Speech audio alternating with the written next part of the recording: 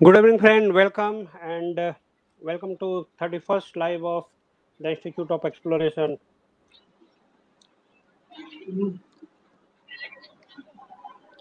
Good evening, ladies and gentlemen. This is the 31st Facebook live of the Institute of Exploration on the occasion of 50th year Golden Jubilee of the Institute of Exploration.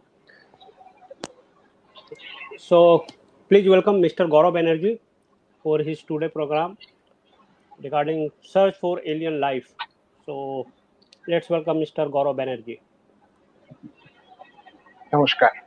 Welcome, Gaurav. So now Well, stage is all thank yours. You can start your and you can check your whether your sound is okay or not. So I'm yes, going to backside of backstage. So if you need any help, you can call me anytime. Thank you. thank you. আমি একবার সাউন্ডটা check করে নিতে চাচ্ছি আর screen share হয়ে গিয়েছে। একবার সবাই যদি জানান যে যারা স্ক্রিন শেয়ার হওয়ার পরে দেখা যাচ্ছে কিনা আর আমার সাউন্ডটা আসছে কিনা। হ্যাঁ, আশা করছি সাউন্ড শোনা যাবে। স্ক্রিন শেয়ার হয়ে গিয়েছে।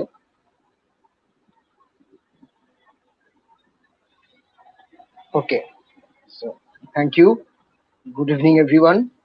সবাইকে নমস্কার জানিয়ে আজকে আমরা আমাদের এই লাইভ প্রোগ্রাম শুরু করছি।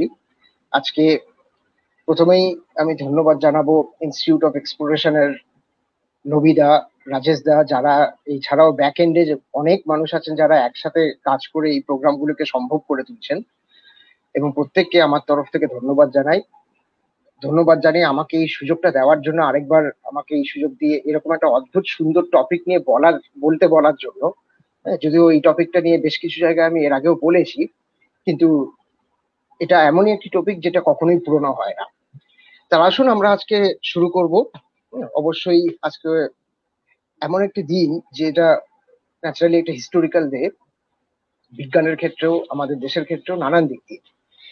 তো সার্চ ফর এলিয়েন লাইফ এই ব্যাপারটা নিয়ে বলতে গেলে প্রথমেই আমাদের যেতে হয় অত্যন্ত সুদূর অতীতে।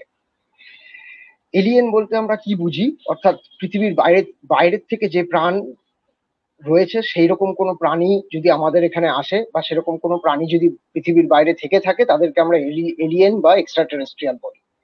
যদি আপনারা মনে রাখেন, এরকম আমাদের বলিউডে, হলিউডে বহু বিখ্যাত সিনেমা বা মুভিজ তৈরি হয়েছে। বহু ভালো ভালো মুভিজ এর মধ্যে একটি হলো বলিউডের কোই মিল গয়া, যেখানে এলিয়েন লাইফ নিয়ে দেখানো হয়েছিল। আরেকটি হলো হলিউডের ইটি, এক্সট্রা টেরেস্ট্রিয়াল ইটি, স্টিভেন স্পিলবার্গের কন্ট্যাক্ট। এগুলো বিখ্যাত বলিউড বা হলিউডের এক্সট্রা টেরেস্ট্রিয়াল বা এলিয়েন নিয়ে মুভি। এছাড়া বইপত্র, কল্পবিজ্ঞান, কবি এরা প্রত্যেকেই তো লিখে গিয়েছেন। তা আমি যদি শুধু অতীতে চলে যাই, তাহলে এই মানুষ যখন আকাশের দিকে প্রথম তাকাতে শুরু করেছিল, মনে হয় প্রথম দিন থেকেই তাদের মনে কিছু কোশ্চেন বা কিছু প্রশ্ন আসতো, এবং সেই সব প্রশ্ন এমনই ছিল যার কিছু কিছু উত্তর তারা তখনও পায়নি, এবং এখনো আমরা হাজার হাজার বছর বাদেও পাইনি। বলা ভালো, আমাদের জ্ঞান এবং এক্সপিরিয়েন্স যত বেড়েছে, অভিজ্ঞতা যত বেড়েছে, বিজ্ঞান সম্পর্কে আমরা যত বেশি ভালো করে জেনেছি, তত আমরা নানান বৈজ্ঞানিক পন্থার মাধ্যমে প্রকৃতিকে জানতে পেরেছি, প্রকৃতির অনেক অজানা রহস্য জানতে পেরেছি। কিন্তু ওই একই কথা, রাতের আকাশের দিকে তাকিয়ে বেশ কিছু প্রশ্ন আমাদের মাথায় মাঝে মাঝেই আসে, এবং হয়তো অনেক মানুষ, হয়তো সর্বকালীন ভাবে সব মানুষের মনেই কখনো না কখনো খুব সুন্দর এরকম রাতের আকাশের ছবির দিকে তাকালে বা রাতের আকাশের দিকে তাকালে কখনো না কখনো হয়তো কিছু প্রশ্ন মনে ভেসে ওঠে। এবং সেই সব প্রশ্নগুলো যতটা না বৈজ্ঞানিক, তার থেকেও অনেক বেশি ইন ডেপথে গেলে পরে দেখা যাবে সেগুলো ফিলোসফিক্যাল, দার্শনিক প্রশ্নে পরিণত হয়ে গিয়েছে, এবং এদের উত্তর এখনো আমরা পাইনি। যেমন এগুলো প্রত্যেকটাই অত্যন্ত বড় বড় মাপের প্রশ্ন, যেরকম হু আর উই, আমরা কে, where do we come from, আমরা কোথা থেকে এসেছি, এবং আমরা কেন এসেছি এখানে, তার কি কোনো কারণ আছে। আমি অবৈজ্ঞানিক কোনো ব্যাপার নিয়ে এক্ষেত্রে বলছি না, কিন্তু বৈজ্ঞানিক দিক থেকেও যদি ভেবে দেখা যায়, তাহলেও বহু মানুষ এই প্রশ্নটা করেছে, আমাদেরও মনে হয়তো কখনো কখনো এসেছে, এবং এখন আমরা এর ব্যাখ্যা খুঁজে পাইনি। তাছাড়া যখন আমরা রাতের আকাশের দিকে তাকাই, যখন আমরা বুঝি বা না বুঝেও যখন তাকিয়ে এটা ভাবতে পারি বা এটা বুঝতে পারি, কখনো কখনো উপলব্ধি করতে পারি যে মহাবিশ্বটা বোধহয় বিশাল বড়। তো কত বড়! হ্যাঁ, আমাদের পৃথিবীর বাইরে কি আর কোথাও প্রাণ আছে? এবং এই করতে করতে হয়তো এমন একটি প্রশ্ন মানুষের মনে উদয় হয়েছিল, যে প্রশ্নটা সর্বাঙ্গীনভাবে আমাদের সাথে কল্পনায় জড়িয়ে গিয়েছে। এবং সেটা হচ্ছে এই শেষ প্রশ্নটি, আর উই অ্যালোন? বাইরে প্রাণ আছে কিনা সে তো নিশ্চয়ই একটা প্রশ্ন বটে, কিন্তু আমরা কি একা এই সমগ্র মহাবিশ্বে? আমাদের জ্ঞান যত বেড়েছে, আমরা মহাবিশ্বকে অনেক ভালোভাবে চেনার জানার সুযোগ নিশ্চয়ই পেয়েছি, কিন্তু এইরকম বেশ কিছু প্রশ্ন এখনো কিন্তু আমাদের বিজ্ঞানীদেরও হাতের ধরাছোঁয়ার বাইরে রয়ে গিয়েছে। আর এই একটি প্রশ্ন বোধহয় তদানীন্তন এবং বহুদিন পুরনো সময়ের থেকেও মানুষের মনে উদয় হয়েছে। কোনো কোনো জায়গায় সেই প্রশ্নের উত্তর লেখা হওয়ার চেষ্টা হয়েছে, কেউ কেউ চেষ্টা করে দেখেছেন, কেউ পারেননি। এখনো পর্যন্ত আমাদের কাছে এর উত্তর অজানা কি জানা, সেটা নিয়েই আজকে আমরা চেষ্টা করব। এবং এই যে শাখাটি বিজ্ঞানের বা জ্যোতির্বিজ্ঞানের, এই যে শাখাটি, অর্থাৎ যে শাখায় পৃথিবীর বাইরের প্রাণ নিয়ে চর্চা করা হয়, সেই শাখাটিকে বলা হয় অ্যাস্ট্রোবায়োলজি, অর্থাৎ biology of any object which is outside solar system বা আউটসাইড আওয়ার আর্থ। আমাদের পৃথিবীর বাইরে যেসব গ্রহ আছে, উপগ্রহ রয়েছে, অন্যান্য বহু দূরে যেসব গ্যালাক্সি, গ্রহ, নক্ষত্র ছড়িয়ে রয়েছে, সেখানে প্রাণ আছে কিনা সেই বিষয় নিয়ে যারা চর্চা করেন তাদেরকে আমরা বলি অ্যাস্ট্রোবায়োলজিস্ট। তো এ তো এক তদানীন্তন প্রশ্ন, বহুদিন ধরে চলে আসা এক প্রশ্ন। দেখা যাক এই প্রশ্নের উত্তর দেওয়ার জন্য মানুষ কি কি করতে পেরেছে। অবশ্যই অত্যন্ত কঠিন, দুরূহ একটি প্রশ্ন, এবং আমরা যত এগিয়ে যাব আজকে তত বুঝতে পারবো যে যতই দুরূহ প্রশ্ন হোক না কেন, মানুষ সেই প্রশ্নের উত্তর চাওয়ার জন্য, মানুষ সেই প্রশ্নের উত্তর পেতে কত দূর অব্দি এগিয়ে যেতে পেরেছে, কত কিছু আমরা করেছি। প্রথমেই এই যে চারটি ছবি আমরা দেখতে পাচ্ছি, প্রথম দিকে এই শেষের নিচের যে ছবিটি, প্রথম দিকে তো আমরা ওই আকাশ ভরা তারার দিকে তাকিয়েই থাকতে পেরেছিলাম শুধু। এখনো কিন্তু এই ছবিটা সমানভাবে গুরুত্বপূর্ণ। এখনো আমরা আকাশের তারার দিকে যখন তাকিয়ে থাকি, তখন আমরা বুঝতে পারি বা হয়তো উপলব্ধি করতে পারি আমরা কত ছোট এবং কত কিছু জানি না। আর এই ওপরে ডান দিকের যে ছবিটা আমরা দেখতে পাচ্ছি, সেটা হচ্ছে বহু দূরের একটি মহাকাশের বহু দূরের একটি অঞ্চলের ছবি। এখান থেকে হাজার কোটি আলোকবর্ষ দূরের ছবি, অর্থাৎ আলোরও এইরকম অঞ্চল থেকে আমাদের পৃথিবীতে এসে পৌঁছতে সময় লাগে 1,000 কোটি বছর। যতগুলো বিন্দু আমরা এখানে দেখতে পাচ্ছি, প্রত্যেকটা বিন্দু এক একটা গ্যালাক্সি, এবং মনে রাখতে হবে প্রত্যেকটি গ্যালাক্সির মধ্যে হাজার হাজার কোটি কোটি তারা রয়েছে। আর যদি হাজার হাজার কোটি কোটি তারা থাকে, তাহলে নিশ্চয়ই তাদের অজস্র অগুন্তি গ্রহও রয়েছে, অবশ্যই আছে।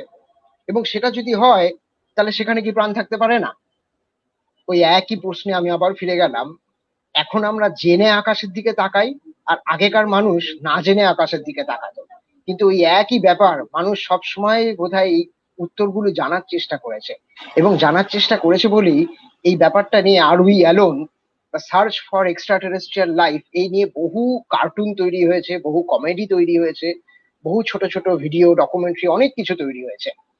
যেরকম এই যে ডান দিকের শেষের যে এটি অসামান্য সুন্দর একটি একটি কমিক বা একটি কার্টুন, যেটা তৈরি করেছে ওরাকেল কোম্পানি, বিখ্যাত কোম্পানি ওরাকেল, তাদের তৈরি করা। ব্যাপারটা কি? ব্যাপারটা হচ্ছে এই যে প্রথম যে ছবিটা, প্রথম প্যানেলে আমরা এই লেফট হ্যান্ড সাইডে দেখছি যে বহু প্রাচীন যুগে যখন গুহা মানবরা ছিল, যখন আমাদের উন্নতি হয়নি, তখন একটি বাচ্চা এক গুহা মানবকে যেন জিজ্ঞেস করছে, আচ্ছা আমরা এই যে ওই অনন্ত বিশ্বে, মানে আমরা কি একা? তো তখন সেই বড় বাবা বা তার যে গার্জিয়ান, সেই উত্তর দিয়েছে, ইয়েস, হ্যাঁ আমরা একা। ন্যাচারালি বাচ্চাটি তখন জিজ্ঞেস করেছে, তার মানে তুমি বলতে চাও যে মহাবিশ্বের এই পৃথিবীর বাইরে বা আমাদের এই গ্রহের বাইরে আর কেউ কোথাও নেই? তখনও সেই গুহা মানব উত্তর দিচ্ছে, না না সেটা নয়, আছে, দেয়ার ইজ, হ্যাঁ হ্যাঁ আছে, নিশ্চয়ই আছে, কিন্তু দে আর অলসো অ্যালোন, তারাও একা। এবং এটা একটা অদ্ভুত সুন্দর ইনডেপথ ফিলোসফিক্যাল উত্তর। মহাবিশ্ব যে কত বিশাল বড়, তারই একটা ধারণা পাওয়া যায় এই ছোট্ট কার্টুনটার মাধ্যমে। যে নিশ্চয়ই যদি কেউ থেকে থাকে বাইরে, তারাও হয়তো ভাবছে, তারাও হয়তো এই একই কোশ্চেন করছে যে আর উই অ্যালোন, আর আমরাও ওই একই কোশ্চেন করছি। তাহলে এবার চলুন দেখা যাক ইতিহাসের দিকে ফিরে গিয়ে এই কোশ্চেনটা সলভ করার জন্য আমরা কি করেছি। এবং এই এক অদ্ভুত সুন্দর জার্নি, হয়তো আশা করি সবারই ভালো লাগবে, অবাক লাগবে, যত না ভালো লাগবে তার থেকে বেশি বিস্মিত লাগবে যে এরকম একটা অদ্ভুত কোশ্চেন সলভ করার জন্য মানুষ কি কি করেছে। যদি আমরা ইতিহাসের দিকে এগিয়ে যাই, তাহলে দেখবো খ্রিস্টের জন্মের প্রায় 400 বছর আগেই কিন্তু প্রথম ব্যক্তি, অর্থাৎ আমরা ইতিহাস খুঁজে যেটুকু পেয়েছি, প্রথম ব্যক্তি যিনি মহাবিশ্বে প্রাণ আছে কিনা সে খোঁজটা করেছিলেন, বা সেই খোঁজ বা সে ভাবনাটুকু অন্তত করেছিলেন, তিনি হচ্ছেন মেট্রোডোরাস। মেট্রোডোরাস একজন গ্রিক ফিলোসফার ছিলেন, এবং তিনি লিখে গিয়েছিলেন যে it is unnatural in a large field to have only one shaft of wheat and in the infinite universe only one living world. অর্থাৎ খুবই স্বাভাবিকভাবেই লজিকের মাধ্যমে আমরা একটা বিশাল বড় মাঠের মধ্যে, যেখানে হয়তো ভুট্টা রয়েছে বা যে কোনো ধান ক্ষেত বা যে কোনো ধানের ক্ষেতে বা যে কোনো শস্য ক্ষেতে, বিশাল বড় ধান ক্ষেতে জাস্ট একটাই ধান ফলে থাকবে, এটা যেরকম হয় না, তাহলে লজিক দিয়ে আমরা বলতে পারি বিশাল বড় মহাবিশ্বে আমরাই একমাত্র লিভিং অর্গানিজমস, সেটা হয়তো নয়। কিন্তু এর থেকে বেশি অত বছর আগে কোনো ইনস্ট্রুমেন্ট নেই, এর থেকে বেশি আর কি বা তারা করতে পারতেন। তবুও সেরকম সময় যখন মানুষকে সম্পূর্ণ ড্রাইভ করে বা মানুষের চিন্তাধারাকে সম্পূর্ণ চালনা করে সুপার ন্যাচারাল পাওয়ার্স এর চিন্তাধারা, অর্থাৎ সবকিছুই সেই সময়, আজ থেকে খ্রিস্টের জন্মেরও 400 বছর আগে, যেখানে মানুষ সবকিছুতেই বিশ্বাস করতেন যে নিশ্চয়ই ঈশ্বরের হাত আছে বা অলৌকিক কিছুর হাত আছে, বিকজ তাদের কাছে তখন বিজ্ঞান ছিল না। তো সেরকম সময় একজন মানুষ এরকম একটি কথা বলতে পেরেছিলেন, এটাই একটা বিশাল বড় ব্যাপার।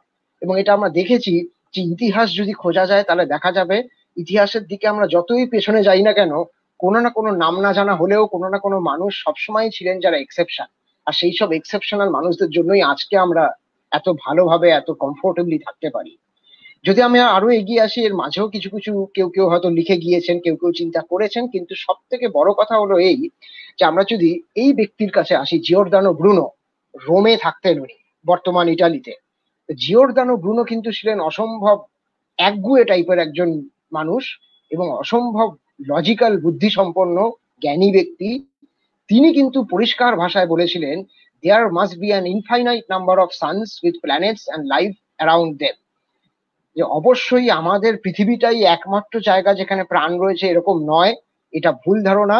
এবং আমরা না খুঁজে দেখতে, বা আমরা হয়তো খুঁজে পাচ্ছি না, কিন্তু অবশ্যই প্রচুর পরিমাণে গ্রহ নক্ষত্র রয়েছে, প্রচুর পরিমাণে গ্রহ আছে যেখানে প্রাণ রয়েছে। আর সেই সময় আমরা যদি এই 1600 সালে এই কথাটি এরকম প্রচার করার ফলে, এটা তখন খুব মারাত্মক ব্যাপার ছিল। এই কথা বলার জন্য তাকে জীবন্ত পুড়িয়ে মারা হয়েছিল 1600 সালের 17ই ফেব্রুয়ারি। সমগ্র রোমের মাঝখানে সমস্ত লোকের চোখের সামনে তাকে পুড়িয়ে মারা হয়েছিল। এবং মৃত্যুর সময়ও তিনি বলেছিলেন যে আমি আমার কথাকে ফিরিয়ে নেব না, বিকজ আমি যা বলছি সেটা সত্য। কেন পুড়িয়ে মারা হয়েছিল আমরা জানি, যে সেই সময় 1600 সাল বা 1700 সাল বা 1600 সালের আগেও আমরা বিশ্বাস করতো বা মানুষ বিশ্বাস করতো, বা বেসিক্যালি সমগ্র মানুষ সবাই বিশ্বাস করতো, বেশিরভাগ মানুষই, যে পৃথিবী হচ্ছে একটি ইউনিক প্লেস, পৃথিবী হচ্ছে অত্যন্ত স্পেশাল জায়গা, পৃথিবীর মতো জায়গা সমগ্র মহাবিশ্বে আর কিচ্ছু নেই। পৃথিবী সবকিছু সেন্টারে রয়েছে, সূর্য চন্দ্র আর যত গ্রহ নক্ষত্র যা কিছু আমরা দেখছি, তারা চাঁদ সবকিছু আমাদের চারদিকে ঘুরছে, এবং পৃথিবী যার ফলে আমরা হচ্ছি সব থেকে স্পেশাল, সব থেকে ইউনিক। তো এবার যদি একজন কেউ হঠাৎ করে তখন বলে, জিওরদানো ব্রুনো, এই হচ্ছে তার ছবি, তিনি যদি বলেন যে না না না না, পৃথিবী একেবারেই স্পেশাল জিনিস নয়, পৃথিবীর মতন প্রচুর গ্রহ আছে এবং আমাদের মতন প্রচুর ইন্টেলিজেন্ট প্রাণও নাকি সেখানে আছে, তাহলে হঠাৎ করে মানুষ সেই সময় মেনে নেবে না। এবং আমরা ইতিহাস পড়লে জানবো যে সেই সময় কিন্তু একটি ডার্ক এজ চলছিল, অর্থাৎ যখন লজিকের বদলে, সাইন্টিফিক টেম্পারের বদলে মানুষকে শাসন করতো চার্চ, মানুষকে শাসন করতো Bible, the great Bible, the Holi book Bible. অর্থাৎ ধর্মে যা লেখা আছে সেটাই সত্য, ধর্মের বিরুদ্ধে তুমি যদি কোনো কথা বলো তাহলে তোমাকে পুড়িয়ে মারা হবে। কিন্তু কিছু কিছু মানুষ, এই যেটা আমি বললাম, সবসময় এক্সেপশনাল থাকেন, এবং সেই সব মানুষরা নিজেদের হয়তো বলিদান দিয়ে গিয়েছিলেন বলেই আজকে আমরা এত কমফোর্টেবলি বেঁচে থাকতে পারছি। এক্ষেত্রে বলে রাখবো, যখন তাকে পুড়িয়ে মারা হয়েছিল তখন তার বয়স ছিল 30 বছরেরও কম। তো সেই 17ই ফেব্রুয়ারি 1600 সালে এরকম ঘটনা জনসমক্ষে ঘটার পরে বোঝাই যাচ্ছে যে সবাই কিন্তু মুখ ফুটে চার্চের এগেনস্টে গিয়ে আর বলতে পারেনি যে পৃথিবীর মতন আরো প্রাণ সম্পন্ন গ্রহ আরো আছে। কিন্তু আমরা জানি যে মানুষ কখনোই চুপ থাকেনি, বিশেষত প্রতিবাদী মানুষ, জ্ঞানী মানুষরা কখনোই চুপ থাকে না। এবং আমরা যদি আরো এগিয়ে আসি, আমরা দেখবো 1820 সালে কার্ল গাউস, বিখ্যাত ম্যাথামেটিশিয়ান, গণিতজ্ঞ, তিনি কিন্তু শুধু এই কথাটাই বলেননি যে আমি বিশ্বাস করি আরো এরকম বহু গ্রহ আছে যেখানে প্রাণ রয়েছে। তিনি হচ্ছেন প্রথম ব্যক্তি যিনি চেষ্টা করেছিলেন লজিক্যালি একটা এক্সপেরিমেন্ট বলে দেওয়ার, যে কোনোভাবে পরীক্ষা করা যায় কি যে বাইরে, পৃথিবীর বাইরে প্রাণ আছে কিনা, এবং কি এক্সপেরিমেন্ট আমি করব, কি পরীক্ষা করব। তিনি বলেছিলেন যে এক কাজ করো, মঙ্গলের দিকে দেখার চেষ্টা করো, মঙ্গলকে স্টাডি করার চেষ্টা করো। যদি মঙ্গলকে টেলিস্কোপের মাধ্যমে দেখে আমরা যদি দেখতে পারি যে মঙ্গলে প্রচুর গাছ আছে, প্রচুর প্রাণী আছে, প্লান্টস রয়েছে, সেক্ষেত্রে আমরা কিন্তু বলতে পারবো যে হ্যাঁ, মঙ্গলে প্রাণ আছে। আর আরেকটা হচ্ছে যে আমরা আমাদের পৃথিবীতে একটি নির্দিষ্ট জিওমেট্রিক্যাল শেপ, একটা রাইট অ্যাঙ্গেল ট্রায়াঙ্গেলের শেপে প্রচুর পরিমাণে গাছ পুঁতে রাখি। অর্থাৎ একটা ফরেস্ট, একটা জঙ্গল বানাবো, যে জঙ্গলটা উপর থেকে দূর থেকে কেউ দেখলে তার শেপটা দেখতে হবে রাইট অ্যাঙ্গেল ট্রায়াঙ্গেলের মতো। ন্যাচারালি কেউ যদি দূর থেকে, বাইরে থেকে কেউ আমাদের এই গ্রহে এরকম একটা শেপ দেখে, তাহলে তারা নিশ্চয়ই বুঝতে পারবে যে মহাবিশ্বে বা প্রকৃতিতে পারফেক্ট শেপ বলে কিছু হয় না। এবং যেহেতু পারফেক্ট হয় না, তাহলে সুন্দর রাইট অ্যাঙ্গেল ট্রায়াঙ্গেলের মতন একটা শেপ কে তৈরি করতে পারে? তার মানে নিশ্চয়ই পৃথিবীতে প্রাণ আছে। তো এইভাবে তিনি দুটি পরীক্ষার কথা বলে গিয়েছিলেন, যে দেখো, চেষ্টা করে মঙ্গলে তাকিয়ে দেখো মঙ্গলে প্রাণ আছে কিনা, আর আমাদের পৃথিবীতে যে প্রাণ আছে সেটা অন্যকে জানানোর চেষ্টা করো। তো সেটা উনি যে চেষ্টা করেননি তা নয়, কিন্তু মঙ্গলে গাছ আছে কিনা তা দেখার মতন দূরবীন বা পাওয়ার তখনকার দিনের টেলিস্কোপের কিন্তু ছিল না। এরপরে আমি যদি আরো এগিয়ে আসি, এর মধ্যেও অনেক ঘটনা ঘটে গিয়েছে। 1900 সালের আগে 1899 সালে নিকোলা টেসলা, বিখ্যাত পদার্থবিদ, one of the greatest physicist যাকে আমরা জীবনে পেয়েছি, এবং এক্ষেত্রে বলে রাখতে চাই যে ইলেকট্রিসিটি আবিষ্কার, বিশেষত এই যে ইলেকট্রিক বাল্ব আবিষ্কারের জন্য আমরা যেরকম জানি যে টমাস আলভা এডিসন, এই টমাস আলভা এডিসনের মতন নিকোলা টেসলারও কিন্তু বিশাল বড় ভূমিকা ছিল ইলেকট্রিসিটি ডিসকভারি বা ইলেকট্রিসিটিকে মানুষের ঘরে ঘরে পৌঁছে দেওয়ার জন্য। তা 1899 সালে নিকোলা টেসলা তিনি কিন্তু চেষ্টা করেছিলেন, তিনি ফিজিসিস্ট তো ছিলেনই, তিনি রেডিও ওয়েভ, রেডিও মেসেজ পাঠিয়েছিলেন মহাবিশ্বে, অর্থাৎ পৃথিবীর বাইরে, এবং ওয়েট করতেন যে ওই রেডিও মেসেজ যদি কেউ বাইরের কেউ ধরে, কোনো ইন্টেলিজেন্ট লাইফ যদি সেই রেডিও মেসেজ ধরে রিপ্লাই ব্যাক করে কিনা। ন্যাচারালি কেউ করেনি। তার মানে কি আমাদের চিন্তাধারা ওখানে স্টপ হয়ে গেল? তা কিন্তু নয়। যখন এরকম সাধারণ কিছু ব্যাপার স্যাপারের মাধ্যমে আমরা বুঝতে পারছি, ধীরে ধীরে মানুষ বুঝতে শিখলো যে এইভাবে অন্ধের মতন বাইরের বিশ্বে প্রাণ আছে কিনা তা ধরা সম্ভব নয়, তাহলে আমরা কি করব? তাহলে আমাদেরকে পৃথিবীতে বসে বুঝতে হবে আগে, কারণ আমরা আমাদের সমগ্র আমাদের জানা মহাবিশ্বের মধ্যে একমাত্র পৃথিবীতেই প্রাণ দেখতে পাই। তাহলে হোয়াট ইজ লাইফ, প্রাণ কি, সেটা আমাদেরকে জানতে হবে আগে। এবার যদি আমি এই কোশ্চেনটাই সবাইকে করি, হোয়াট ইজ লাইফ, নিশ্চয়ই অনেকেই, যে প্রত্যেকেই বায়োলজিতে বা লাইফ সায়েন্সে স্কুলে কলেজে, স্কুলে তো অবশ্যই পড়েছেন যে কোনো না কোনো সময়, যে লাইফ বলতে আমরা কি বুঝি। তো লাইফ বলতে আমরা কি বুঝি, যদি স্কুলের বইগুলো দেখা যায় এখনো দেখবেন লেখা আছে, এবং ঠিকই লেখা আছে, ভুল লেখা নেই, যে লিভিং বিংস এর প্রপার্টি কি, লিভিং বিংস অর্থাৎ এমন প্রাণী, প্রাণী বলতে আমরা কি বুঝবো, তার বৈশিষ্ট্য কি। প্রাণী বলতে আমরা কি বুঝবো? প্রাণী মানে তার গ্রোথ হবে, তার ডেভেলপমেন্ট হবে। তাই যদি হয়, আমি যদি বলি আচ্ছা, আগুন, একটা কোথাও আগুন ধরান, আগুনও তো স্প্রেড করে যায়। যারা যে কোনো অগ্নিকাণ্ডের সাক্ষী থেকেছেন তারা তো জানবেনই যে হাওয়া যদি ঠিক মতো থাকে আর যদি কন্ডিশন স্যাটিসফাই হয়, তাহলে আগুনও তো মারাত্মক গতিতে স্প্রেড করতে পারে। তাহলে আমি বলতেই পারি fire also has growth and fire also develops.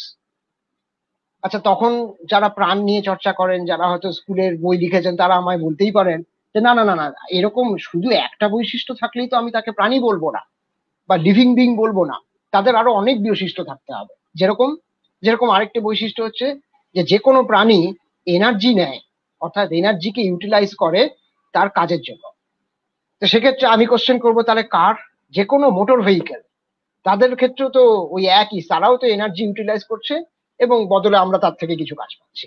তাহলে তাহলে কি আমি বলবো আগুন, গাড়ি, যে কোনো মোটর ভেহিকেল তারাও প্রাণী? তখন একজন তর্কবিদ তিনি আমায় বলবেন না না না না, আরো প্রপার্টিজ রয়েছে, আরো বৈশিষ্ট্য রয়েছে। দেখো, এই দুটো ছাড়াও একজন প্রাণী অবশ্যই কিন্তু রেসপন্স, সে সে পারিপার্শ্বিক পরিবেশের পরিস্থিতি কিরকম হলো সেটা বুঝে নিয়ে ঠিক রেসপন্ড করবে। অর্থাৎ আমাদের যদি গরম লাগে তাহলে আমরা এসি চালিয়ে দিই, আমাদের যদি ঠান্ডা লাগে আমরা গরম জামা পরে নিই। তো এটাই হলো প্রাণী। তাহলে তাকে আমি এই কোশ্চেনটা করব, তাহলে একটা থার্মোমিটার নিন আপনি, থার্মোমিটারটা যখন কারো জ্বর হয়েছে তার তার জ্বর মেজার করার জন্য যখন আমরা থার্মোমিটারটাকে ইউজ করি, ওই থার্মোমিটারের মধ্যে যে পারদ বা মার্কারি রয়েছে সেও তো রেসপন্স টু এনভায়রনমেন্ট করে। তাহলে কি একটা থার্মোমিটার বা মার্কারি সেটাও কি প্রাণ? এবার তো মুশকিল। এবার তাহলে আমাদেরকে আরো ডিটেলসে যেতে হবে। তাহলে একজন তর্কবিদ যে বায়োলজি জানে, লাইফ সায়েন্স ভালো করে জানে, সে আমায় বলবে যে না না এছাড়াও আছে। দেখো, তুমি যদি প্রাণ দেখো তাহলে দেখবে প্রাণের ভেতরে, প্রাণ যা দিয়ে তৈরি, অর্থাৎ একদম কোষ দিয়ে তৈরি বা সেলস দিয়ে তৈরি প্রাণ, তো সেই সেলস গুলো বা কোষগুলোর একটা নির্দিষ্ট স্ট্রাকচারাল শেপ আছে। তাহলে তাকে আমি বলবো সে এরকম শেপ অনেক কিছুরই আছে। সব থেকে সুন্দর উদাহরণ হচ্ছে আপনি সল্ট নিন, নুন। যে নুন আমরা খাই, মাইক্রোস্কোপ দিয়ে দেখলে দেখবেন নুনের ক্রিস্টালেরও অসাধারণ সুন্দর শেপ রয়েছে, একদম প্রপার সুন্দর জিওমেট্রিক্যাল শেপ। তাহলে নুনের কি প্রাণ আছে? এরপরে একজন পণ্ডিত তিনি বলবেন যে এবারে তো একটা আসল ভয়ঙ্কর ব্যাপার, একটা প্রপার্টি রয়েছে প্রাণের, যে প্রপার্টি কিন্তু দুম করে তুমি কিছু করতে পারবে না, সেটা হচ্ছে রিপ্রোডাকশন। অর্থাৎ প্রাণ রিপ্রোডিউস করে, বাচ্চা দেয়। তাহলে আমি বলবো যে এরকম তো বহু মানুষ আছে যারা বিয়ে করেননি, তাদেরকে কি আমি প্রাণ বলবো না? আর শুধু তাই নয়, এক্ষেত্রে জানিয়ে রাখবো, যারা একটু বিশেষত প্রাণীদেরকে নিয়ে চর্চা করেন তারা হয়তো জানবেন আমাদের পৃথিবীতে এমন বেশ কিছু ধরনের প্রাণী রয়েছে, যেরকম কিছু ধরনের মিউলস রয়েছে, নানান মাইক্রোস্কোপিক অর্গানিজমস রয়েছে, এবং তার মধ্যে একটি মাইক্রোস্কোপিক অর্গানিজমের কথা তো আজকে আমরা সবাই জানি, ভাইরাস। এরকম বেশ কিছু প্রাণী রয়েছে যারা কিন্তু রিপ্রোডিউস করে না, কিন্তু তারা প্রাণ। তো এইরকম ভাবে একজন তর্কবিদ বা পণ্ডিত যত রকমের যুক্তি আমাকে দেখাতে শুরু করুক না কেন, বা আমাদেরকে বৈজ্ঞানিকদেরকে দেখাতে শুরু করুক না কেন, আমরা কিন্তু সমস্ত যুক্তিকেই কেটে দিতে পারবো। এ তো মজার ব্যাপার। মানে আমি ছোটবেলায় যেসব কথা পড়ে এসেছি যে প্রাণের বৈশিষ্ট্য হলো ওইগুলো, আর এগুলো থাকলে তবেই তাকে আমি প্রাণ বলবো, সে সবই ভুল যুক্তি। একদম সত্য কথা। সব যুক্তি ডুবে যাবে যদি আমি এই কোশ্চেনটা করি, হোয়াট ইজ লাইফ, প্রাণ কি? প্রাণ কি সেটা জানার জন্য বায়োলজি বা লাইফ সায়েন্সের হেল্প নিয়ে কোনো লাভ হয়নি, আমরা ফেল করেছি। আমরা যেটা বলি প্রাণ কি বলতে, যা আমরা লিখে দিই সেটা হচ্ছে প্রাণের বৈশিষ্ট্য। এবং কোন প্রাণের বৈশিষ্ট্য? আমরা পৃথিবীতে বসে প্রাণ বলতে যা বুঝি, সেই আমাদের চোখে সাধারণভাবে দেখা বা জানা যেসব প্রাণ রয়েছে তাদের বৈশিষ্ট্য কি সেটা আমরা বইয়ে তুলে ধরি। বা অবশ্যই এটা ছোট বাচ্চাদেরকে তো আর এত ডিটেলসে বোঝানো যাবে না, তাদের স্কুলের বইয়েও আমরা এগুলোই লিখে দিই, প্রাণের বৈশিষ্ট্য কি। কিন্তু প্রাণ কি, এই উত্তরটা কিন্তু লাইফ সায়েন্স বা বায়োলজি দিয়ে সলভ করা সম্ভব হয়নি। তখন একদল বিজ্ঞানী এলেন, তারা বললেন ঠিক আছে, লাইফ সায়েন্স বা বায়োলজি দিয়ে সলভ না করা যেতে পারে, এবার আমরা তাহলে অন্য কোনো বিজ্ঞানের সাহায্য নিই, দেখি তা দিয়ে সলভ করা যায় কিনা। ফিজিক্স। আমরা বলি যে ফিজিক্স অ্যান্ড ম্যাথামেটিক্স অত্যন্ত পাওয়ারফুল, ম্যাথামেটিক্সকে তো ল্যাঙ্গুয়েজ অফ নেচার বলা হয়, ফিজিক্স হচ্ছে তারই সব থেকে বড়, ম্যাথামেটিক্সের সব থেকে বড় ঢাল। ফিজিক্সের মাধ্যমেও কিন্তু বহু বিজ্ঞানী বহু বছর ধরে হোয়াট ইজ লাইফ, প্রাণ ঠিক কি, এটা বোঝার চেষ্টা করেছেন। তার মধ্যে কিছুটা আমি এখানে লিখে দিয়েছি, যে থার্মোডাইনামিক্স অর্থাৎ হিট এবং এনার্জি নিয়ে যে যে সাবজেক্ট বা যে ধারাটি চর্চা করে ফিজিক্সের, সেই ধারাটিকে আমরা বলি থার্মোডাইনামিক্স। হিট এবং এনার্জি এবং তার ম্যাটারের সাথে তার রিলেশনশিপ কি। তো হিট, এনার্জি, থার্মোডাইনামিক্স নিয়ে চর্চা হয়েছে, দেখা গেছে সেখানেও ফেলিওর। এবং প্রথম এই বিষয়টি নিয়েই একটি বিখ্যাত বই যখন লেখা হয়েছিল, সেটি লেখা হয়েছিল 1944 সালে। লিখেছিলেন একজন বিখ্যাত ফিজিসিস্ট, নোবেল লরেট ফিজিসিস্ট। অবশ্যই যে কোনো ব্যক্তি যারা ফিজিক্স পড়েছেন, যারা ফিজিক্স নিয়ে একটু বেশি অবধি পড়াশোনা করেছেন, তারা এই আরউইন শ্রয়ডিঙ্গারের নাম অবশ্যই শুনেছেন, সমস্ত মানুষ। 1944 সালে উনি প্রথম একটি বই লিখেছিলেন যেটার নাম হচ্ছে হোয়াট ইজ লাইফ, এবং এখন এই বইটি one of the classic books on astrobiology. What is life বোঝার জন্য তিনি চেষ্টা করেছিলেন এনট্রপি অর্থাৎ ফিজিক্সেরই আরেকটি বিষয়কে নিয়ে এসে প্রাণকে বোঝার, হোয়াট ইজ লাইফ বা প্রাণ কি সেটা বোঝার চেষ্টা করা, সেখানেও ফেলিওর। তাহলে আমরা দেখলাম ধীরে ধীরে ধীরে ধীরে মানুষ বুঝতে শুরু করলো যে প্রাণ কি, এটা কিন্তু আমরা বিজ্ঞানের সহায়তা নিয়েও বুঝতে পারছি না। বায়োলজি ফেল হয়ে গেল, ফিজিক্স ফেল হয়ে গেল, এবার তাহলে কি করব? তো ফিজিক্সে যদি ফেল হয়ে যায়, তখন বিজ্ঞানীরা তো আর বসে থাকার লোক নন, তখন তারা ভাবলেন তাহলে এক কাজ করা যাক, চলো তাহলে আমরা যে প্রাণটা পৃথিবীতে দেখতে পাচ্ছি সেই প্রাণের লিমিটটা কিরকম, সে কত টেম্পারেচার অব্দি বাঁচতে পারে, অর্থাৎ তার হাইয়েস্ট অ্যান্ড লোয়েস্ট লিমিট কিরকম, সেটাকে আগে বোঝার চেষ্টা করি। আমাদের পৃথিবীর প্রাণকে না বুঝে আমরা প্রাণ কি প্রাণ কি তা করলে তো চলবে না। তাহলে সেটাই বোঝার যখন চেষ্টা শুরু হলো, সাধারণ অর্থে দেখা গেল যে আমাদের পৃথিবীতে কিন্তু প্রাণ অদ্ভুত রকমের ভ্যারিড, এই অদ্ভুত ডাইভার্সিটি রয়েছে প্রাণের। 120°C কিন্তু প্রাণ বেঁচে থাকতে পারে, এবং শুধু তাই নয়, 200°C তাপমাত্রাতেও আমরা প্রাণ খুঁজে পেয়েছি। অবশ্যই সেটা মাইক্রোবিয়াল, খুবই ছোট্ট এককোষী প্রাণী বা মাইক্রোবিয়াল অর্গানিজমস, মাইক্রোস্কোপিক অর্গানিজমস, কিন্তু আমরা পেয়েছি, আমরা প্রাণ খুঁজে পেয়েছি। এবং লো টেম্পারেচার যদি যাই, -100°, মানে পৃথিবীর কোনো জায়গায় ন্যাচারালি -100° টেম্পারেচার কখনো হয়নি, তো -100°C কিন্তু আমরা প্রাণ খুঁজে পেয়েছি। মানুষ ধীরে ধীরে বুঝতে শুরু করেছিল যে তার মানে ভাবো, প্রাণ বলতে আমরা মানুষ, গাধা, বেড়াল, কুকুর যা বুঝি, এটা ছাড়াও কিন্তু প্রাণের একটা হিউজ লিমিট আছে, আমাদের পৃথিবীতেই রয়েছে। -100° থেকে শুরু করে 200° টেম্পারেচার অব্দি প্রাণ বেঁচে থাকতে পারে। সমগ্র পৃথিবীতে ন্যাচারালি এরকম টেম্পারেচার কোথাও হয় না। তাহলে তা যদি হয়, তাহলে তো এরকম হতেই পারে যে সূর্যের সব থেকে কাছে যে গ্রহগুলো আছে, অর্থাৎ বুধ, শুক্র, সেখানে প্রচন্ড গরম, তো গরম বলেই প্রাণ থাকবে না তা তো নাও হতে পারে।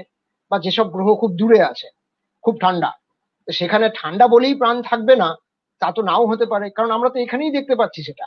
আমাদের পৃথিবীতেই প্রাণ 200°তে বেঁচে থাকতে পারছে, আবার -100°তেও বেঁচে থাকতে পারছে। একদল বিজ্ঞানী তখন শুরু করলেন, আচ্ছা তাহলে দেখা যাক এক্সট্রিম প্রাণ বলে কি কিছু পৃথিবীতে আছে, সব থেকে এক্সট্রিম কন্ডিশনে যারা বেঁচে থাকতে পারে। এবং মজার কথা হচ্ছে, মানুষ বোধহয় এত বিস্মিত খুব কম বারই হয়েছে। দেখা গেল life is extremely wonderful. Life এর থেকে বেশি, প্রাণের থেকে বেশি অসাধারণ জিনিস সত্যিই বোধহয় আমরা আর কিছু খুঁজে পাইনি। আমাদের পৃথিবীতেই এরকম বহু প্রাণী রয়েছে যারা এক্সট্রিম কন্ডিশনে বেঁচে থাকতে পারে, আর সেই সব প্রাণীদেরকে আমরা বলি এক্সট্রিমোফাইলস। সবাই যে ছোট্ট এককোষী প্রাণী তা কিন্তু নয়, সবাই যে মাইক্রো অর্গানিজমস তা কিন্তু নয়। এখানে আমি বেশ কিছু এক্সট্রিম প্রাণী বা এক্সট্রিমোফাইলসদের টাইপ গুলোকে বলেছি, যেরকম এরকম ধরনের প্রাণ রয়েছে যাদেরকে বলা হয় ব্যারোফাইলস। ব্যারোফাইল হলো সেই ধরনের প্রাণীরা বা সেই ধরনের অর্গানিজমস যারা এক্সট্রিম প্রেসারে, হাই প্রেসারে বেঁচে থাকতে পারে। আমাদের পৃথিবীতে আমরা যখন এই অ্যাটমসফিয়ারিক প্রেসার, অর্থাৎ আমরা এই যে পৃথিবীর সার্ফেসে বসে আজকে আমরা আলোচনা করছি, আমাদের উপরে যে প্রেসারটা অ্যাটমসফিয়ার দিচ্ছে, সেই অ্যাটমসফিয়ারিক প্রেসারের 1000 গুণ বেশি প্রেসার দিলেও এই প্রাণীগুলো, ব্যারোফাইলসদের কিছু হয় না।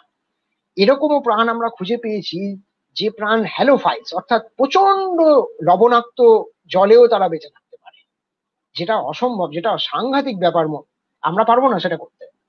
এরকম প্রাণ পাওয়া গিয়েছে যাদেরকে আপনি যদি সত্যি কথা বলতে, মানে এরকম হতেই পারে, আপনি যদি গরম উনুনের মধ্যে বা গরম প্রেসার কুকারের মধ্যে ফেলে দিয়ে সেদ্ধ করেন, সবকিছু সেদ্ধ হয়ে যেতে পারে, কিন্তু সেই প্রাণের কিচ্ছু হবে না। থার্মোফাইলস বলা হয় তাদেরকে।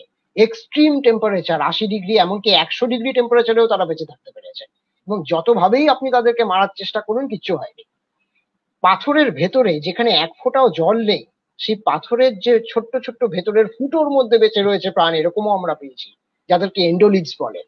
এবং সব থেকে ভয়াবহ প্রাণ যা আমরা দেখতে পেয়েছি, যা আমাদেরকে রীতিমতো বিস্মিত করেছে, সেটা হচ্ছে অ্যাসিডের মধ্যেও প্রাণ পাওয়া গেছে। সাংঘাতিক মারাত্মক নাইট্রিক অ্যাসিড, কনসেন্ট্রেটেড নাইট্রিক অ্যাসিডের মধ্যেও ব্যাকটেরিয়া পাওয়া গিয়েছে, এবং তারা দিব্যি বেঁচে আছে, তাদের কিচ্ছু হয়নি। এ এক অদ্ভুত ব্যাপার।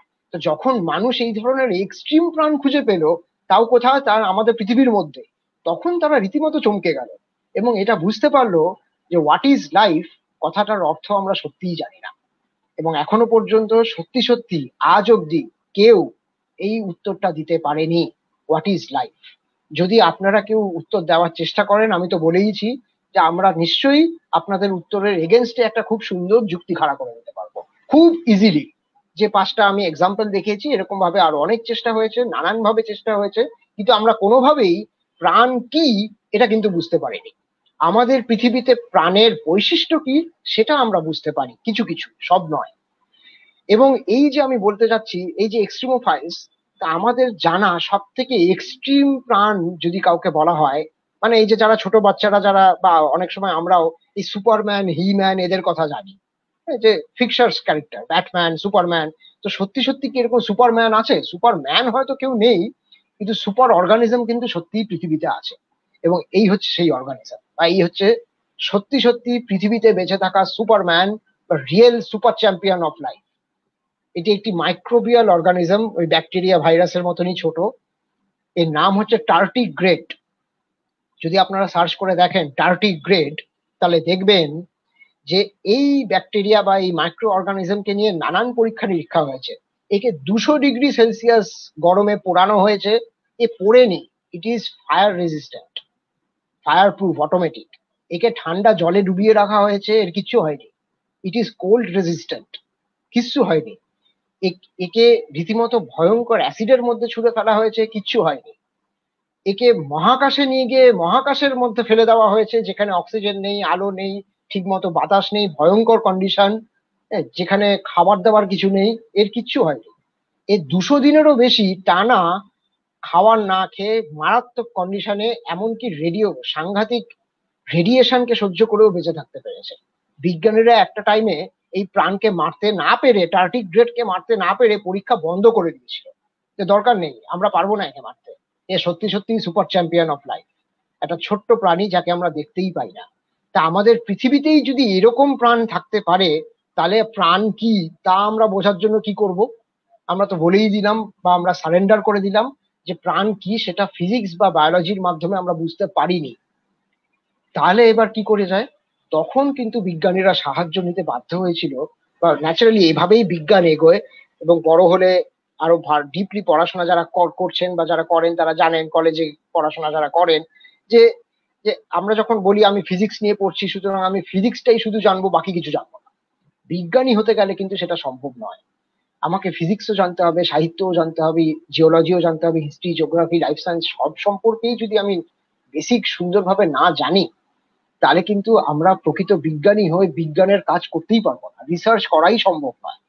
প্রভূত জ্ঞান দরকার কোনো কিছুকে বোঝার জন্য, নেচারকে বোঝার জন্য। তো সেইভাবেই বিজ্ঞানীরা দেখুন, তারা ফিজিক্স নিয়ে পারলেন না, তারা ম্যাথামেটিক্স নিয়ে পারলেন না, অবশ্যই কেমিস্ট্রি নিয়ে চেষ্টা হয়েছে কিনা সেটা আমি পরে আসছি।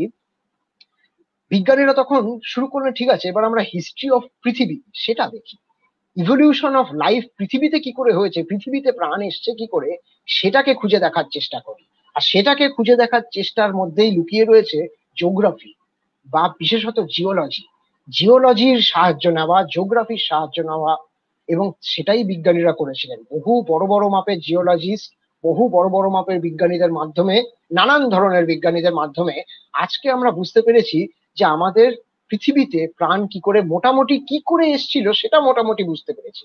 কিন্তু প্রথম প্রাণ কবে এলো, কিভাবে এলো, সেটা কিন্তু আমরা টের পাইনি এখনো। ব্যাপারটা কি, এই জন্যই আমি একটা বেশ চার্টের মতো করে দেখাতে চাই।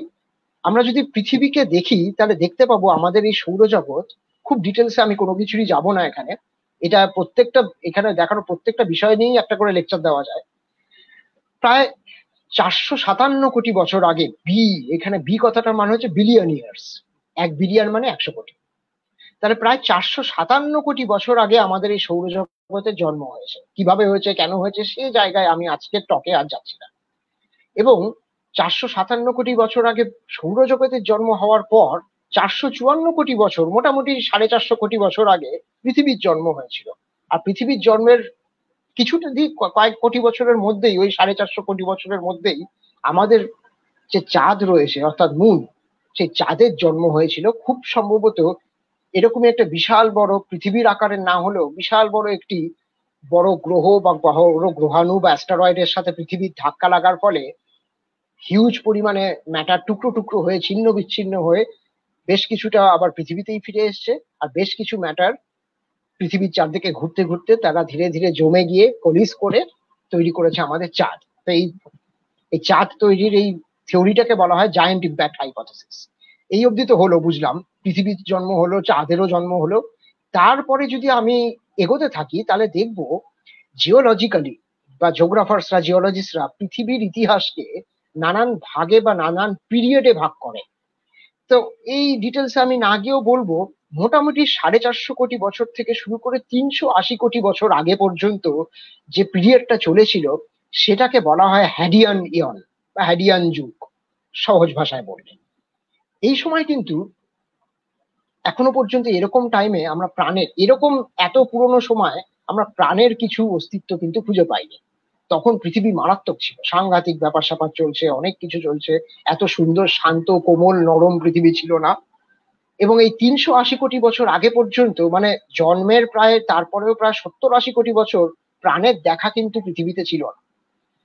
আর ওই 400 থেকে 380 কোটি বছরের মধ্যে মোটামুটি 20 থেকে 25 কোটি বছর ধরে একটা অদ্ভুত ঘটনা ঘটেছিল পৃথিবীতে। সেটা হচ্ছে লেট হেভি বোম্বার্ডমেন্ট। ব্যাপারটা কি? এই ব্যাপারটা একটা অদ্ভুত জিনিস। কেন হয়েছিল আমরা জানি না, কিন্তু এটা আমরা জানি ফ্রান্সের নিস অবজারভেটরি, নিস বলে একটি জায়গা আছে ফ্রান্সে, সেই নিস অবজারভেটরির মহাকাশ বিজ্ঞানীরা কাজ করে রিসার্চের মাধ্যমে এটা বলতে পেরেছিলেন যে ওই সময় 380 কোটি বছর আগে থেকে 400 কোটি বছরের মধ্যে প্রায় 20 কোটি বছর ধরে আমাদের পৃথিবীতে প্রচুর পরিমাণে উল্কা গ্রহাণুর টুকরো এসে পড়েছিল। প্রতিদিন লক্ষ লক্ষ গ্রহাণুর টুকরো উল্কা এসে প্রত্যেক দিন পড়তো, এবং এই অসম্ভব ভাবে প্রচন্ড পরিমাণে উল্কার টুকরো পড়ার এই ঘটনা 20 কোটি বছর ধরে চলেছিল। কেন সেটা হয়েছিল তার কিছু কিছু কারণ নিশ্চয়ই বলা হয়েছে, মাইগ্রেশন অফ জায়ান্ট প্ল্যানেটস, এটা নিয়ে আমি আর এখানে আলোচনা করছি না। কিন্তু এই ঘটনাটা ঘটার ফলে কিন্তু একটা অদ্ভুত ব্যাপার হয়েছিল। একবার ভেবে দেখুন তো, আপনি বাড়িতে বসে আছেন আর আপনার পৃথিবীতে প্রত্যেক দিন লক্ষ লক্ষ উল্কা এসে পড়ছে, অর্থাৎ আপনার বাড়িতে প্রত্যেক দিন 100টা করে বোম পড়ছে, তাহলে আপনার বাড়ি কি ঠিক থাকবে? সেটা সম্ভবই নয়। অর্থাৎ সেই সময় পৃথিবীর বাইরে এমন কিছু একটা ঘটনা ঘটছিল যার ফলে পৃথিবীর দিকে ছুটে আসছিল প্রচুর পরিমাণে উল্কা। আর শুধু পৃথিবী নয়, আমরা যদি দেখি সেই সময়ের ইতিহাসে, তাহলে আশপাশের পৃথিবীর বাইরে যে চাঁদ আছে বা অন্যান্য গ্রহ আছে তাদের গায়েও প্রচন্ড পরিমাণে উল্কাপিণ্ড এসে পড়েছিল। যার ফলে সেই সময় কিন্তু এই সময়টাকে বলা হয় লেট হেভি বোম্বার্ডমেন্ট।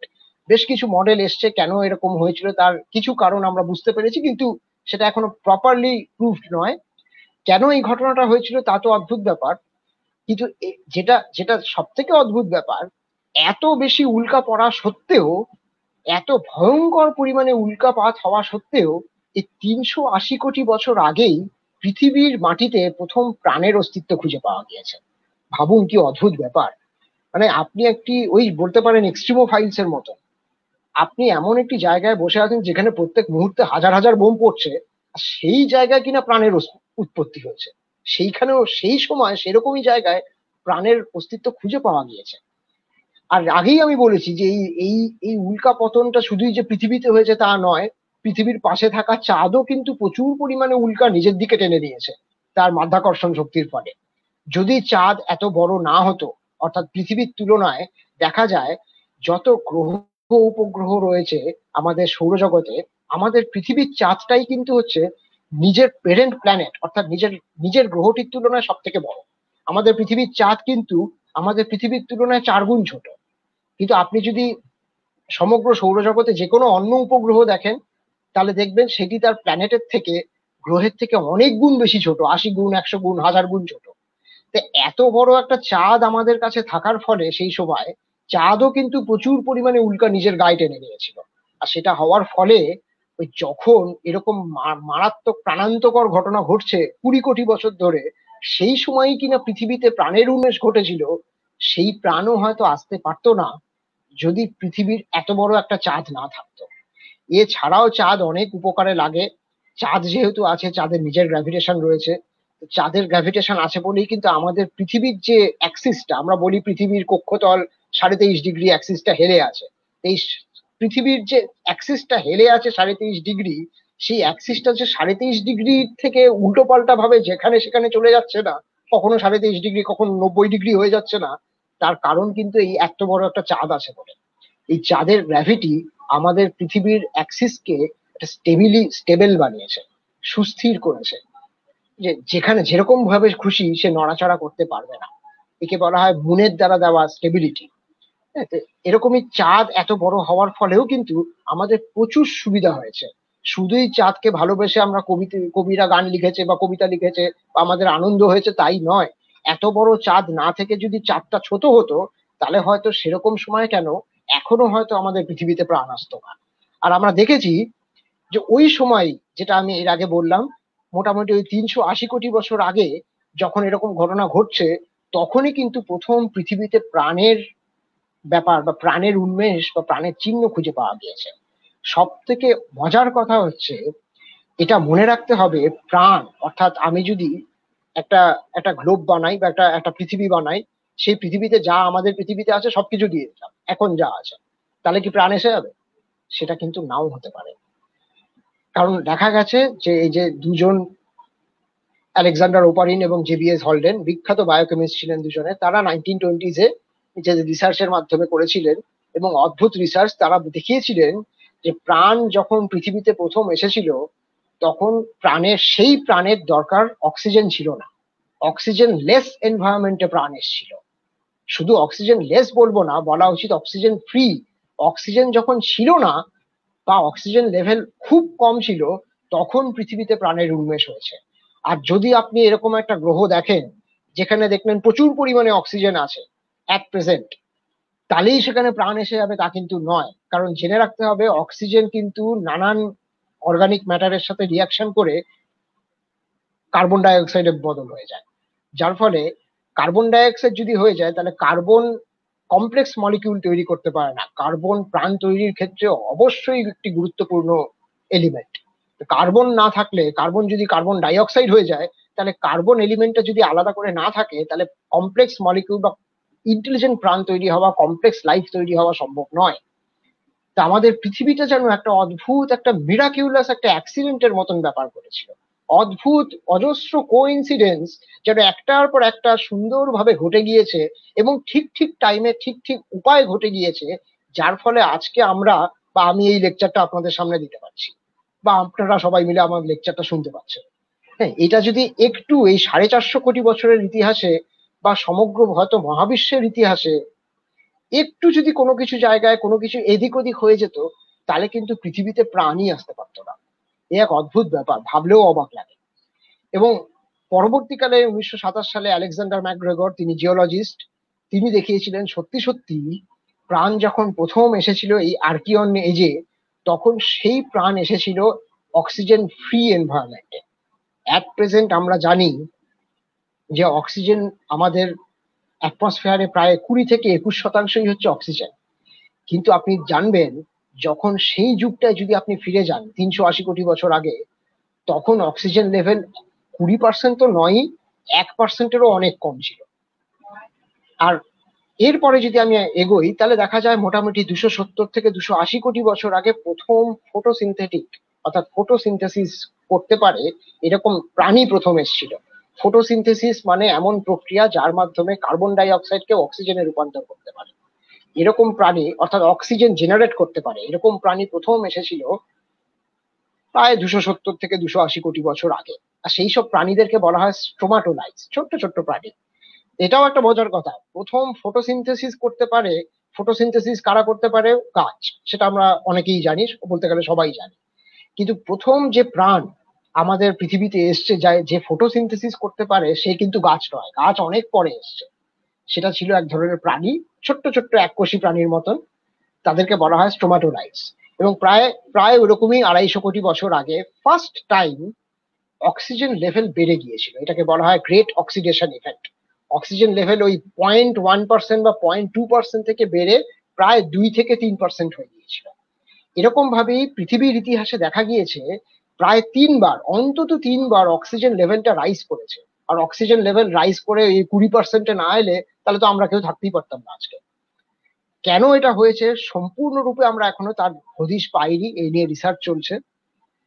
এবং এরপরে যদি আমি এগিয়ে যাই, তাহলে দেখবো প্রায় 180 কোটি বছর থেকে শুরু করে 80 কোটি বছর, প্রায় 100 কোটি বছর, বলাই হয় এটাকে বোরিং বিলিয়ন, মানে 100 কোটি বছর খুব বেশি পরিবর্তন পৃথিবীতে কিছুই হয়নি। ওই যেরকম স্ট্রোমাটোলাইটসটা এককোষী প্রাণী ঘুরে বেড়াতো, সেই এককোষী প্রাণীই ছিল। অক্সিজেন লেভেল বেড়ে গিয়ে 2% হয়েছে, তাই ছিল। সামান্য ফসিল আসতে শুরু করেছে সিঙ্গেল সেল প্রাণীদের, সেইটুকুই ছিল। মানে 100 কোটি বছর ধরে পৃথিবী যেন প্রায় ঘুমিয়েছিল, কোন রকম ইভলিউশন হয়নি, প্রাণের ইভলিউশন হয়নি। এরপর প্রায় 120 কোটি বছর আগে থেকে ধীরে ধীরে ধীরে ধীরে দেখা গিয়েছে যে প্রথম এমন প্রাণের জন্ম হতে শুরু করেছে যারা সেক্স করতে সক্ষম, যারা রিপ্রোডাকশন করতে সক্ষম, যারা বাচ্চা দিতে সক্ষম। সেই সময় এত বছর আগে নিঃসন্দেহে হাতি ঘোড়ার মতন প্রাণ ছিল না, তারা ছিল সবই ওই ব্যাকটেরিয়া, অ্যালগি, ফাঙ্গির মতন মাইক্রো অর্গানিজমস। আরো যদি এগিয়ে যাই তাহলে আমরা দেখতে পাবো যে হ্যাঁ, এই হচ্ছে একটি ছবি সায়েন্স অফ আর্লিয়েস্ট লাইফ। আমি বলেছি স্ট্রোমাটোলাইজ বলে এক রকমের প্রাণীর কথা। তো যদি আমরা অস্ট্রেলিয়াতে বহু পুরনো 350 কোটি বছর পুরনো পাথরের উপরে এই স্ট্রোমাটোলাইজদের বা ওই সময়ের ওই এককোষী প্রাণীদের ফসিল পাওয়া গিয়েছে, সেরকমই সব থেকে পুরনো যে মাইক্রো ফসিলস, ছোট ছোট ছোট ছোট প্রাণীদের ফসিলস পাওয়া গিয়েছে সাউথ আফ্রিকাতে। 250 কোটি বছর পুরনো সেই ফসিলস, এগুলো পাওয়া গিয়েছে সত্যি সত্যি। এইভাবে আমি আরো এগিয়ে গেলে আমরা দেখতে পাবো প্রায় 75 থেকে 60 কোটি বছরের এইরকম একটা সময় আগে দ্বিতীয়বার অক্সিজেন লেভেল রাইজ করেছিল পৃথিবীর অ্যাটমসফেয়ারে, এবং তখন ওই 2%টা বেড়ে 3%-এরও বেশি অক্সিজেন হয়ে গেল। কেন হলো আমি বলেইছি, আমরা জানতে পারিনি কেন এটা হলো। আরো যদি এগিয়ে যাই তাহলে দেখবো প্রথম প্রপারলি, যাকে আমরা অর্গানিজম বলি, multi cellular proper organism, soft বডির যদিও, কিছু সেন্টিমিটার লম্বা, এরকম প্রথম প্রাণী ছিল এডিয়াকারান বায়োটা। এগুলো মনে না রাখলেও চলবে, প্রায় 60 কোটি বছর আগে তারা প্রথম তৈরি হলো। আর প্রায় 54 কোটি বছর আগে প্রথম মেরুদণ্ডী প্রাণী তৈরি হয়েছিল। আমাদের সবার অ্যানসেস্টার বা সবার ঠাকুরদাদা বা সব থেকে প্রথম ঠাকুরদাদা হলো এই পিকাইয়া, প্রথম মেরুদণ্ডী প্রাণী। আর প্রথম প্লান্ট অর্থাৎ গাছপালা আসতে শুরু করলো 47 কোটি বছর আগে থেকে। যদি এই এডিয়াকারান বায়োটা আর এই পিকাইয়ার একটা ছবি আমরা দেখে নিতে পারি, এই ছিল এডিয়াকারান বায়োটা, এরকম দেখতে হতো, প্রথম মাল্টিসেলুলার অর্গানিজম। আর এই ছিল, এটা অবশ্য কম্পিউটার জেনারেটেড একটি ইমেজ। একে দেখে আপনারা সবাই একটু নমটম করে নিতে পারেন, পুজোও করতে পারেন। আমার কাছে কিন্তু এই হলো এক বিশাল বড় ঈশ্বরের মতো। এ হচ্ছে আমাদের সবার সবার সবার সবার ঠাকুর দাদু। এটাই হচ্ছে প্রথম মেরুদণ্ডী প্রাণী, যার নাম দেওয়া হয়েছে পিকাইয়া।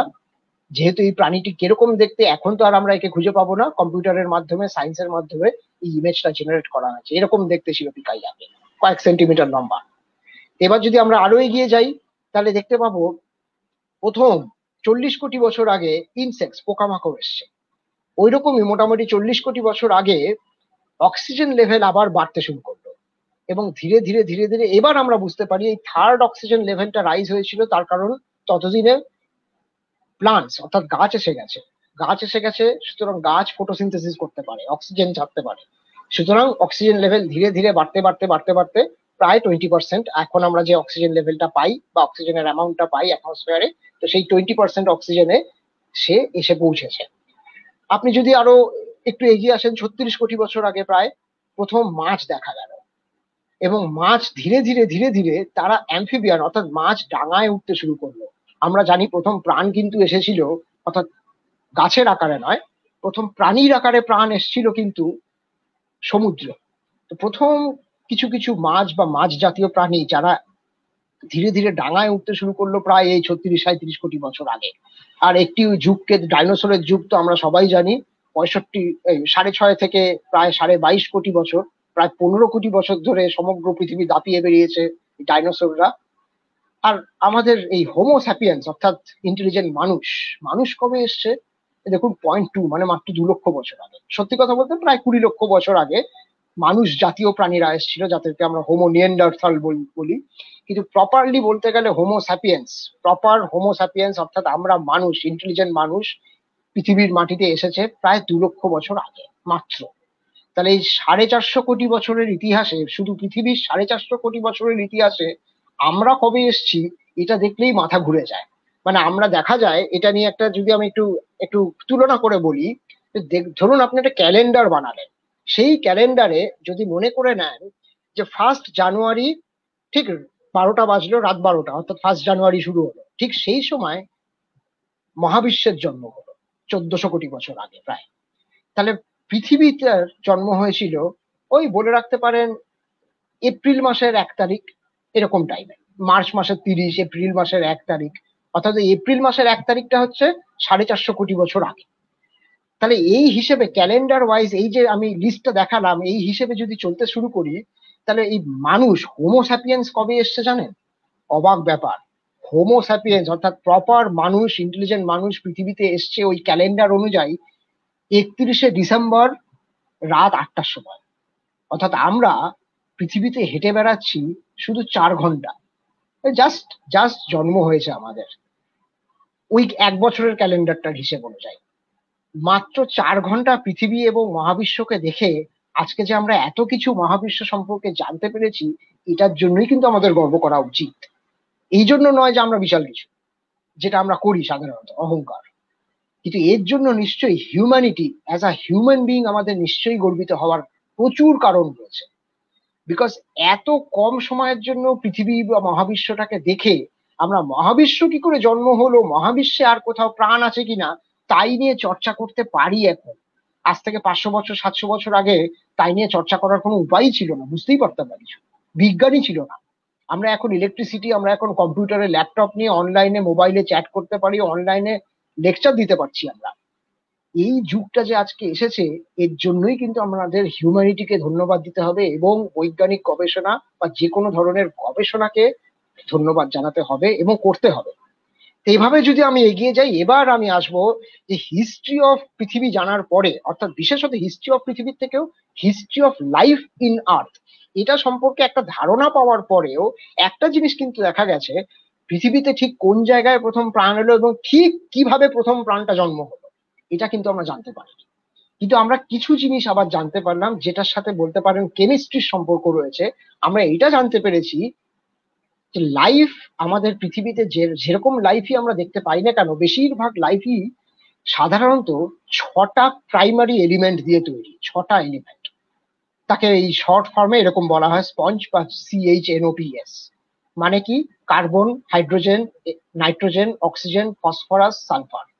এই 6টি এলিমেন্ট প্রাণ তৈরিতে সব থেকে বেশি গুরুত্বপূর্ণ পৃথিবীতে, পৃথিবীর প্রাণ অনুযায়ী। এইটুকু আমরা জানতে পেরেছি প্রাণ তৈরির জন্য কি দরকার পৃথিবীতে।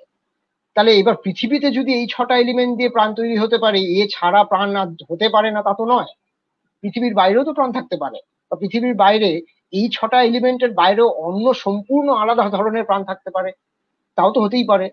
তাহলে সত্যি কথা বলতে এইখানেই আসছে আমরা কেন স্টাডি করব, why we should study life outside our আর্থ।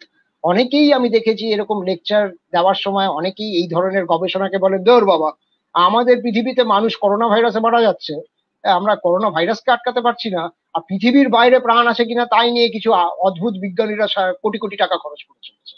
এই কথা আমি প্রত্যেককেই বোঝানোর চেষ্টা করি লেকচারের সময়, বা বলার চেষ্টা করি সহজ ভাষায়, যে আমাদের কিন্তু সেটা করতে হবে। ওই করোনা ভাইরাসকে আটকানোর জন্যও কিন্তু পৃথিবীর বাইরে প্রাণ আছে কিনা, পৃথিবীতে প্রাণ কি, পৃথিবীতে প্রাণ কত রকমের হতে পারে, সবকিছু আমাদের বুঝতে হবে। যদি না আমরা সেটা বুঝি তাহলে করোনা ভাইরাস কেন, কোনো কিছুকেই আমরা ঠিক মতো আটকাতে পারবো না। এবং তার মানে সহজ ভাষায় যদি বলতে হয়, তাহলে এই 3টি কোশ্চেন সলভ করার সব থেকে বড় ইম্পর্টেন্স হচ্ছে এই, আমাকে পৃথিবীর বাইরেও প্রাণ খুঁজতে হবে। আমরা যে বললাম যে আমরা জানিই না প্রাণ কাকে বলে, হোয়াট ইজ লাইফ, এখনো পর্যন্ত আমাদের কাছে তার কোনো উত্তর নেই। তাহলে হোয়াট ইজ লাইফ জানার জন্য শুধু পৃথিবীতে বসে প্রাণ খুঁজলে তো চলবে না, পৃথিবীর বাইরেও বুঝতে হবে প্রাণ কিরকম হতে পারে, কি হতে পারে। অবশ্যই এটাও বুঝতে হবে যে সত্যি সত্যি কি প্রাণ পৃথিবীর বাইরে আছে, যদি থাকে তাহলে তো ভালো কথা, যদি না থাকে তাহলে হঠাৎ করে এত বড় মহাবিশ্বে পৃথিবীতে এত সুন্দর একটা, এত অসাধারণ ইন্টেলিজেন্ট প্রাণ এলো, তাহলে লাইফ ব্যাপারটা কি একটা অ্যাক্সিডেন্ট, একটা মিরাকিউলাস অ্যাক্সিডেন্ট? মানে সাধারণ ভাষায় দেখা যায় অ্যাক্সিডেন্ট হয়, সেটা গতকালও হয়েছে, ট্রেন দুর্ঘটনা, অ্যাক্সিডেন্ট নিশ্চয়ই হয়, কিন্তু অদ্ভুত রকমের অ্যাক্সিডেন্ট কটা হয় এটা কিন্তু নেচারে সাধারণত দেখা যায় না। মিরাকিউলাস অ্যাক্সিডেন্ট ইজ এক্সট্রিমলি রেয়ার। তাহলে পৃথিবীর প্রাণ সত্যি সত্যি কি একটা মিরাকেল, একটা মিরাকিউলাস অ্যাক্সিডেন্ট? এটা বোঝার জন্য কিন্তু আমাদের প্রাণকে জানা দরকার। অবশ্যই প্রাণ পৃথিবীতে কি করে এলো, আমরা কি করে এলাম, অরিজিন অফ লাইফ ইন আর্থ, সেটা জানার জন্য কিন্তু বাইরে প্রাণ খোঁজা দরকার। তো এই ব্যাপারগুলো যখন ধীরে ধীরে বিজ্ঞানীরা বুঝলেন, তখন শুরু হলো প্রাণ খোঁজা। তা প্রাণ খুঁজতে যদি হয় প্রথমে আমাদের কি লাগবে? প্রথমে প্রাণ খুঁজতে গেলে আমাদের প্ল্যানেট তো লাগবে, গ্রহ তো লাগবে, গ্রহ বা উপগ্রহ যাই বলি না কেন, এমন একটা জায়গা তো লাগবে যেখানে প্রাণ থাকতে পারবে। আজকে কিন্তু আমরা সৌরজগতের বাইরেও বহু গ্রহ খুঁজে পেয়েছি, যেসব গ্রহদেরকে আমরা বলি এক্সো প্ল্যানেট বা এক্সট্রা সোলার প্ল্যানেট, অর্থাৎ সেই সব গ্রহ যারা আমাদের সৌরজগতের বাইরের কোনো তারার চারদিকে ঘুরে বেড়াচ্ছে, তাদেরকে আমরা বলি এক্সো প্ল্যানেট বা এক্সট্রা সোলার প্ল্যানেট।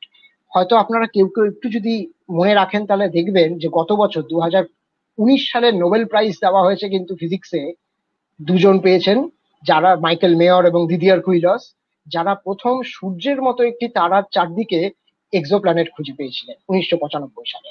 সেই কাজের জন্য তাদেরকে প্রথম এক্সোপ্ল্যানেট সূর্যের মতো তারার কাছে ঘুরে বেড়াচ্ছে পাশে, সেই কাজের জন্য তাদেরকে নোবেল প্রাইজ দেওয়া হয়েছে।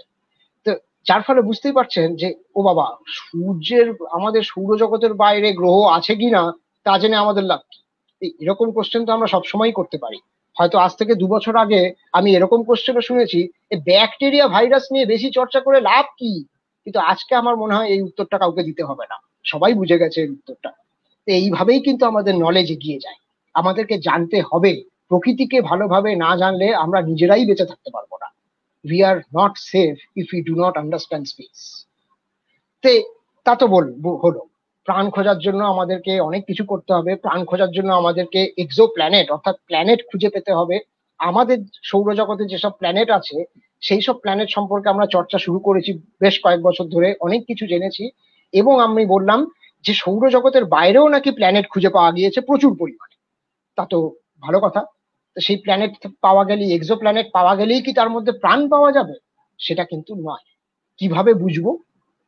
তার জন্য এই ছবিটা জানা, একটু বোঝাটা প্রয়োজন। দেখা যায়, এটা বোঝা গিয়েছে যে যে কোনো তারা, সে বড় থেকে ছোট যেরকমই তারা হোক না কেন, এখানে এই যে মাঝে যে এক লেখা আছে, এই এক দিয়ে বোঝানো হচ্ছে আমাদের সূর্যকে। যে কোনো তারা, বড় তারা হলে পরে তার টেম্পারেচার বেশি, সাংঘাতিক বড় তারা; ছোট তারা হলে পরে তার টেম্পারেচার বা ব্রাইটনেস কম। যে কোনো তারার পাশে যদি গ্রহ থাকে, তাহলে গ্রহ থাকলেই সেখানে প্রাণ আসবে সেরকম কিন্তু নয়। আমাদের দেখতে হবে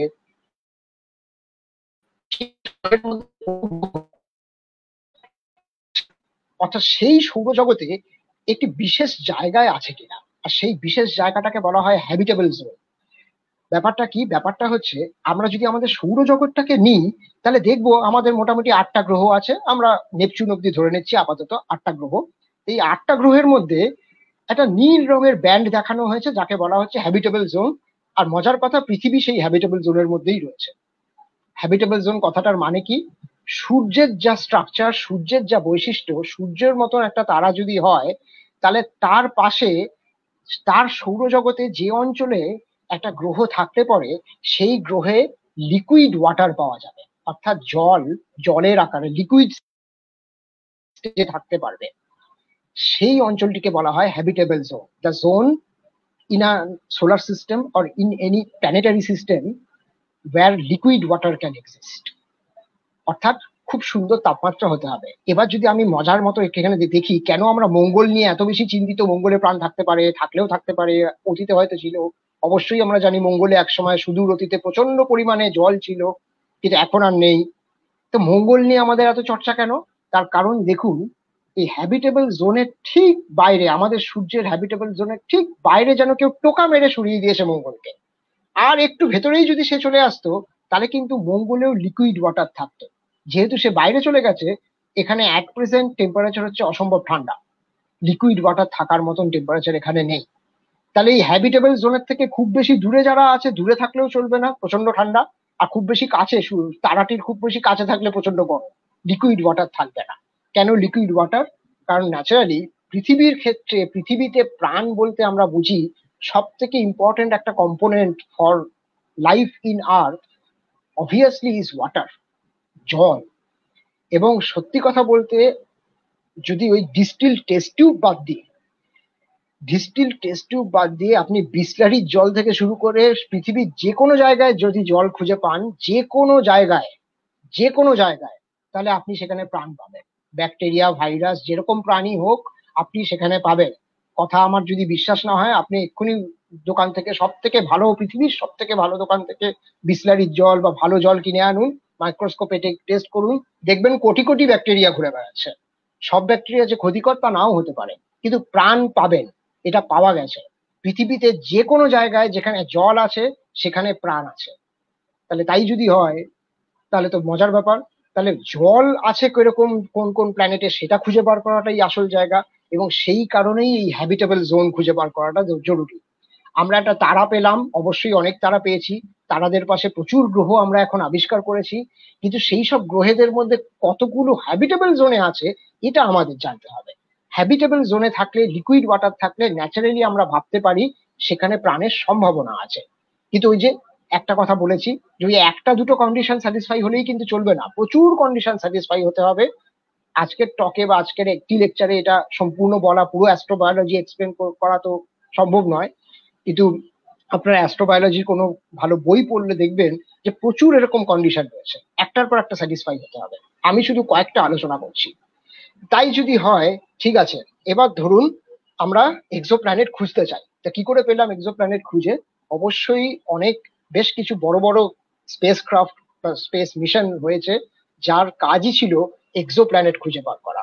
এবং 2009 থেকে 13 সাল পর্যন্ত কেপলার, একটি বিখ্যাত স্পেস ক্রাফট, 4 বছর ধরে টানা প্রায় 4000-এরও বেশি এক্সোপ্ল্যানেট খুঁজে পেয়েছে। মানে ইনফ্যাক্ট আমার নিজেরও বন্ধু বান্ধব রয়েছে যারা এই কেপলার মিশনে কাজ করেছেন, যারা এখনো এই কেপলার থেকে ডিটেক্টেড হওয়া এক্সোপ্ল্যানেট নিয়ে রিসার্চ করছেন, এরকমও আছে। এবং এখনো সেই কাজ চলছে, প্রতিদিন বলতে গেলে এক্সোপ্ল্যানেটের সংখ্যা বেড়ে চলেছে। তা আমরা এক্সোপ্ল্যানেট পেয়েছি। এরকম কি কোনো এক্সোপ্ল্যানেট আমরা পেয়েছি? আমাদের পৃথিবী, আমরা দেখেছি যে আমাদের সূর্যের যতগুলো গ্রহ রয়েছে তার মধ্যে সত্যিই পৃথিবী অসাধারণ, লিকুইড ওয়াটার পৃথিবীতে রয়েছে। তো এরকম পৃথিবী বা আমাদের সৌরজগতে না হতে পারে, সৌরজগতের বাইরে কি এরকম কোনো গ্রহ আমরা পেয়েছি যেখানে লিকুইড ওয়াটার থাকতে পারে? অর্থাৎ যে গ্রহটা habitable zone of that star এরকম জায়গায় অবস্থিত। সত্যি আমরা সেরকম একটি গ্রহ অন্তত পেয়েছি। এটা আমরা মনে করি যে কেপলার 186 বলে একটি তারা, সেই তারাটার দেখুন এরকমই আমরা মোট 6টা গ্রহ খুঁজে পেয়েছি।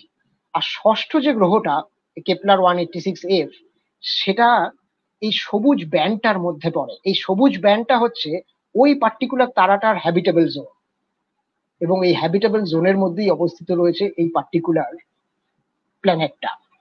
যেহেতু আমাদের কাছে এখনো আমরা নিজেরাই জানি না প্রাণ কাকে বলে, তো এখনো প্রাণ আছে কিনা এটা বলার মতন হয়তো ক্ষমতা আমাদের তৈরি হয়নি ওই প্ল্যানেটে।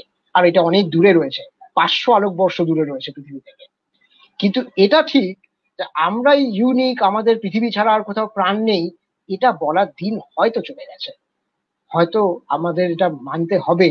আমরা ধরতে হয়তো পারছি না এত বড় মহাবিশ্বে, কিন্তু হয়তো লজিক্যালিও যদি আমরা ভেবে দেখি যে এত বড় মহাবিশ্বে আমরাই একা প্রাণী, সেটা হয়তো নয়। কিন্তু ওই হয়তো হয়তো দিয়েই কি মানুষ নিজের নিজের কিউরিওসিটি, ওই হয়তো হতে পারে ঠিক আছে মেনে নিলাম, তাই দিয়ে কি বিজ্ঞানীরা বসে থেকেছে, মানুষ চুপচাপ বসে থেকেছে? তা তো নয়। আমরা কি কোনোভাবেই খোঁজার চেষ্টা করব না প্রাণ? তা নিশ্চয়ই করব। তা সেই খোঁজার চেষ্টা করতে গিয়ে কি কি কাজ হয়েছে, সেটা একটা অসাধারণ ইতিহাস। এ এক অদ্ভুত সুন্দর গল্পের মতো। আমি কিছুটা আজকে বলবো, কিন্তু গল্পটা শুরু হচ্ছে বেশ মজা দিয়ে। 1943 সালে একটা বেশ ফিজিক্সের একটা কনফারেন্স চলছিল। সেই ফিজিক্সের কনফারেন্সে অত্যন্ত জ্ঞানী গুণী বিশাল মাপের বিখ্যাত বিজ্ঞানীরা ছিলেন, ফিজিসিস্টরা ছিলেন। তার মধ্যে একজন ছিলেন এনরিকো ফার্মি। অবশ্যই আমরা যারা ফিজিক্স নিয়ে পড়াশোনা করেছে তাদেরকে আমায় বলে দিতে হবে না এনরিকো ফার্মি কিরকম মানুষ, বিশ্ববিখ্যাত একজন ফিজিসিস্ট। তো তারা এই চায়ের টেবিলে গল্প করতে করতে পৃথিবীর বাইরে প্রাণ আছে কিনা এই নিয়ে বেশ তর্ক লেগেছিল।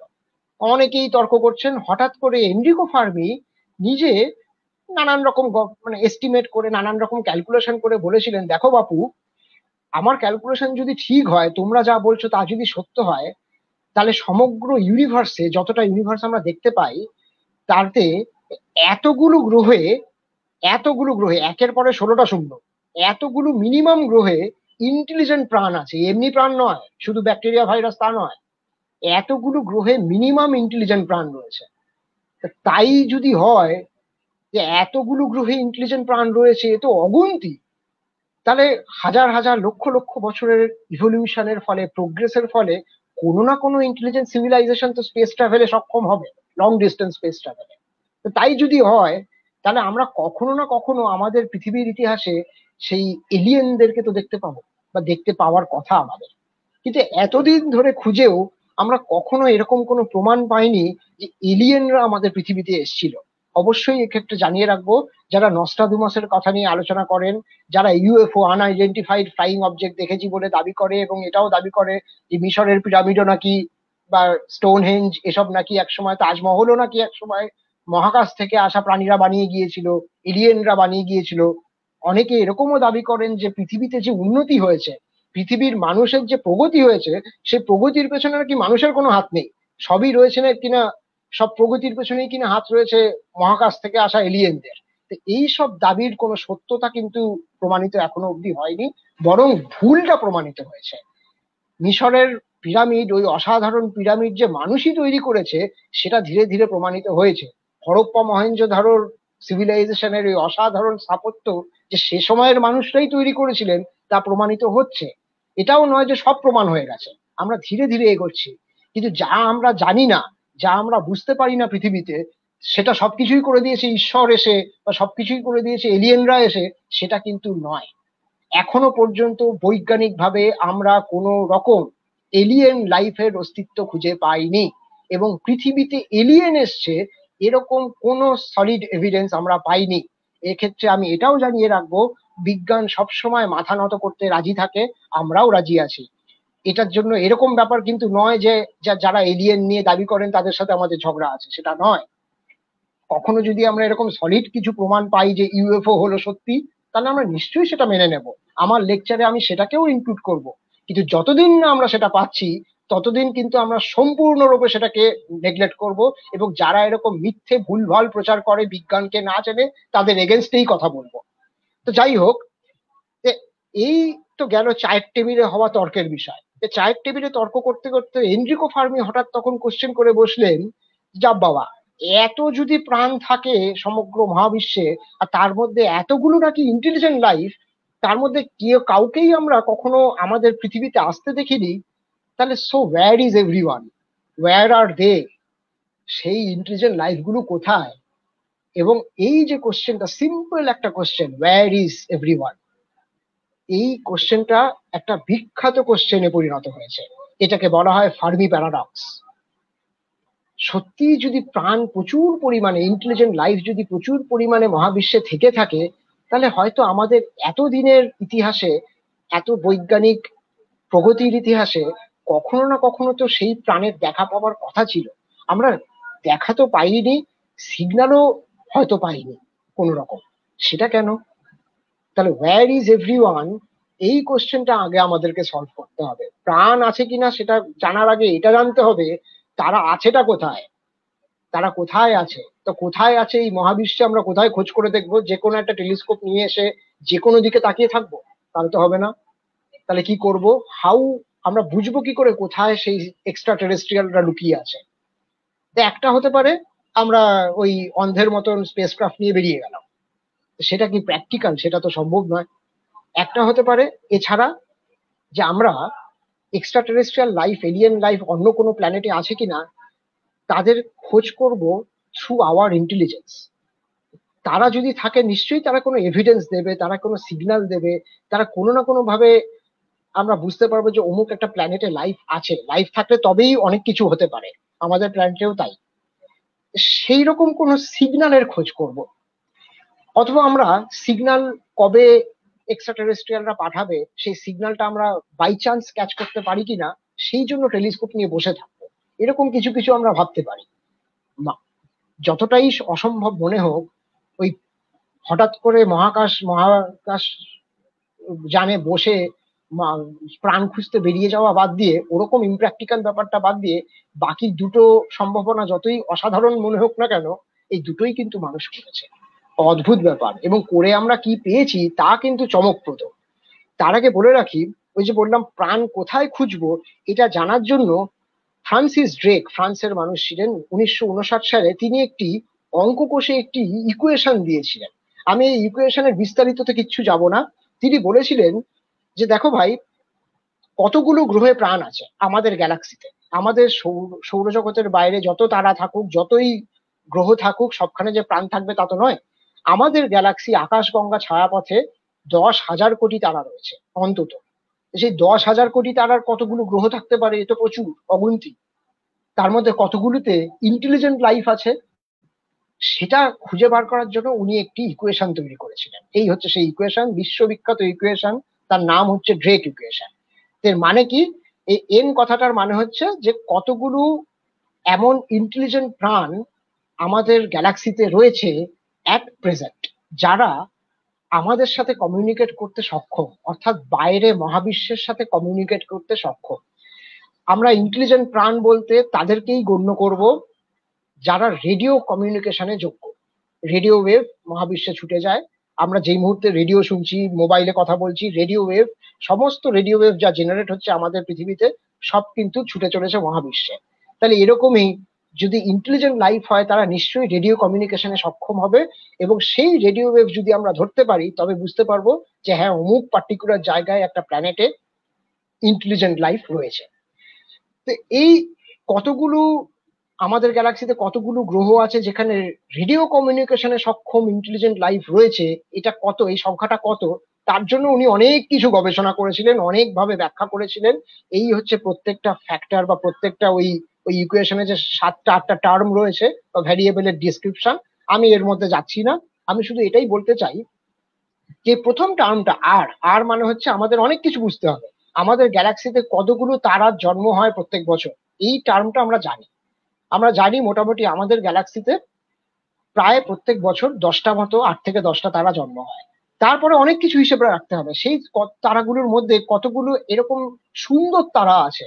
সব তারার ক্ষেত্রে প্ল্যানেটারি সিস্টেম থাকতে হবে তার তো মানে নেই। তো সেই এফএস টার্মটা ইন্ডিকেট করে কতগুলো তারার প্ল্যানেটারি সিস্টেম রয়েছে। এইভাবে করতে করতে করতে করতে একদম শেষ মুহূর্তে এসে সব থেকে মিনিমাম অ্যামাউন্ট অফ, আমি যদি ক্যালকুলেশন করে দেখি, তাহলেও দেখা যায় যে আমাদের শুধুমাত্র আমাদের গ্যালাক্সিতেই অন্তত 1000টা গ্রহ এরকম রয়েছে যেখানে রেডিও কমিউনিকেশনে সক্ষম ইন্টেলিজেন্ট লাইফ রয়েছে। আমরা কেন ধরতে পারছি না? Because distance.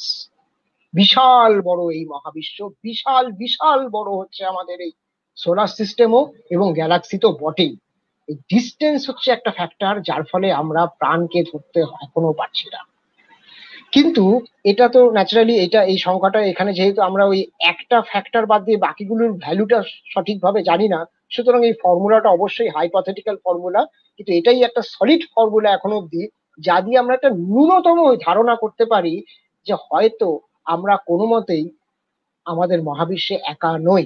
আমাদের গ্যালাক্সিতেই যদি 1000টা গ্রহ থাকতে পারে যেখানে ইন্টেলিজেন্ট লাইফ রয়েছে, সেটা কম বেশিও হতে পারে, তাহলে এত বড় মহাবিশ্বে যেখানে লক্ষ লক্ষ কোটি কোটি গ্যালাক্সি রয়েছে, সেখানে আমরাই একা প্রাণ, এটা বোধহয় নয়।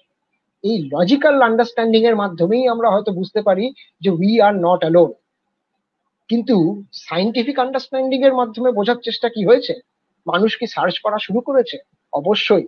ওই ফ্রান্সিস ড্রেকের ওই ইকুয়েশনের দিকে তাকিয়েই প্রথম 1960 সালে একটি টেলিস্কোপের মাধ্যমে, এই হচ্ছে সেই টেলিস্কোপ, প্রথম শুরু হয়েছিল search for extra terrestrial intelligence, যার শর্ট ফর্ম হচ্ছে সেটি।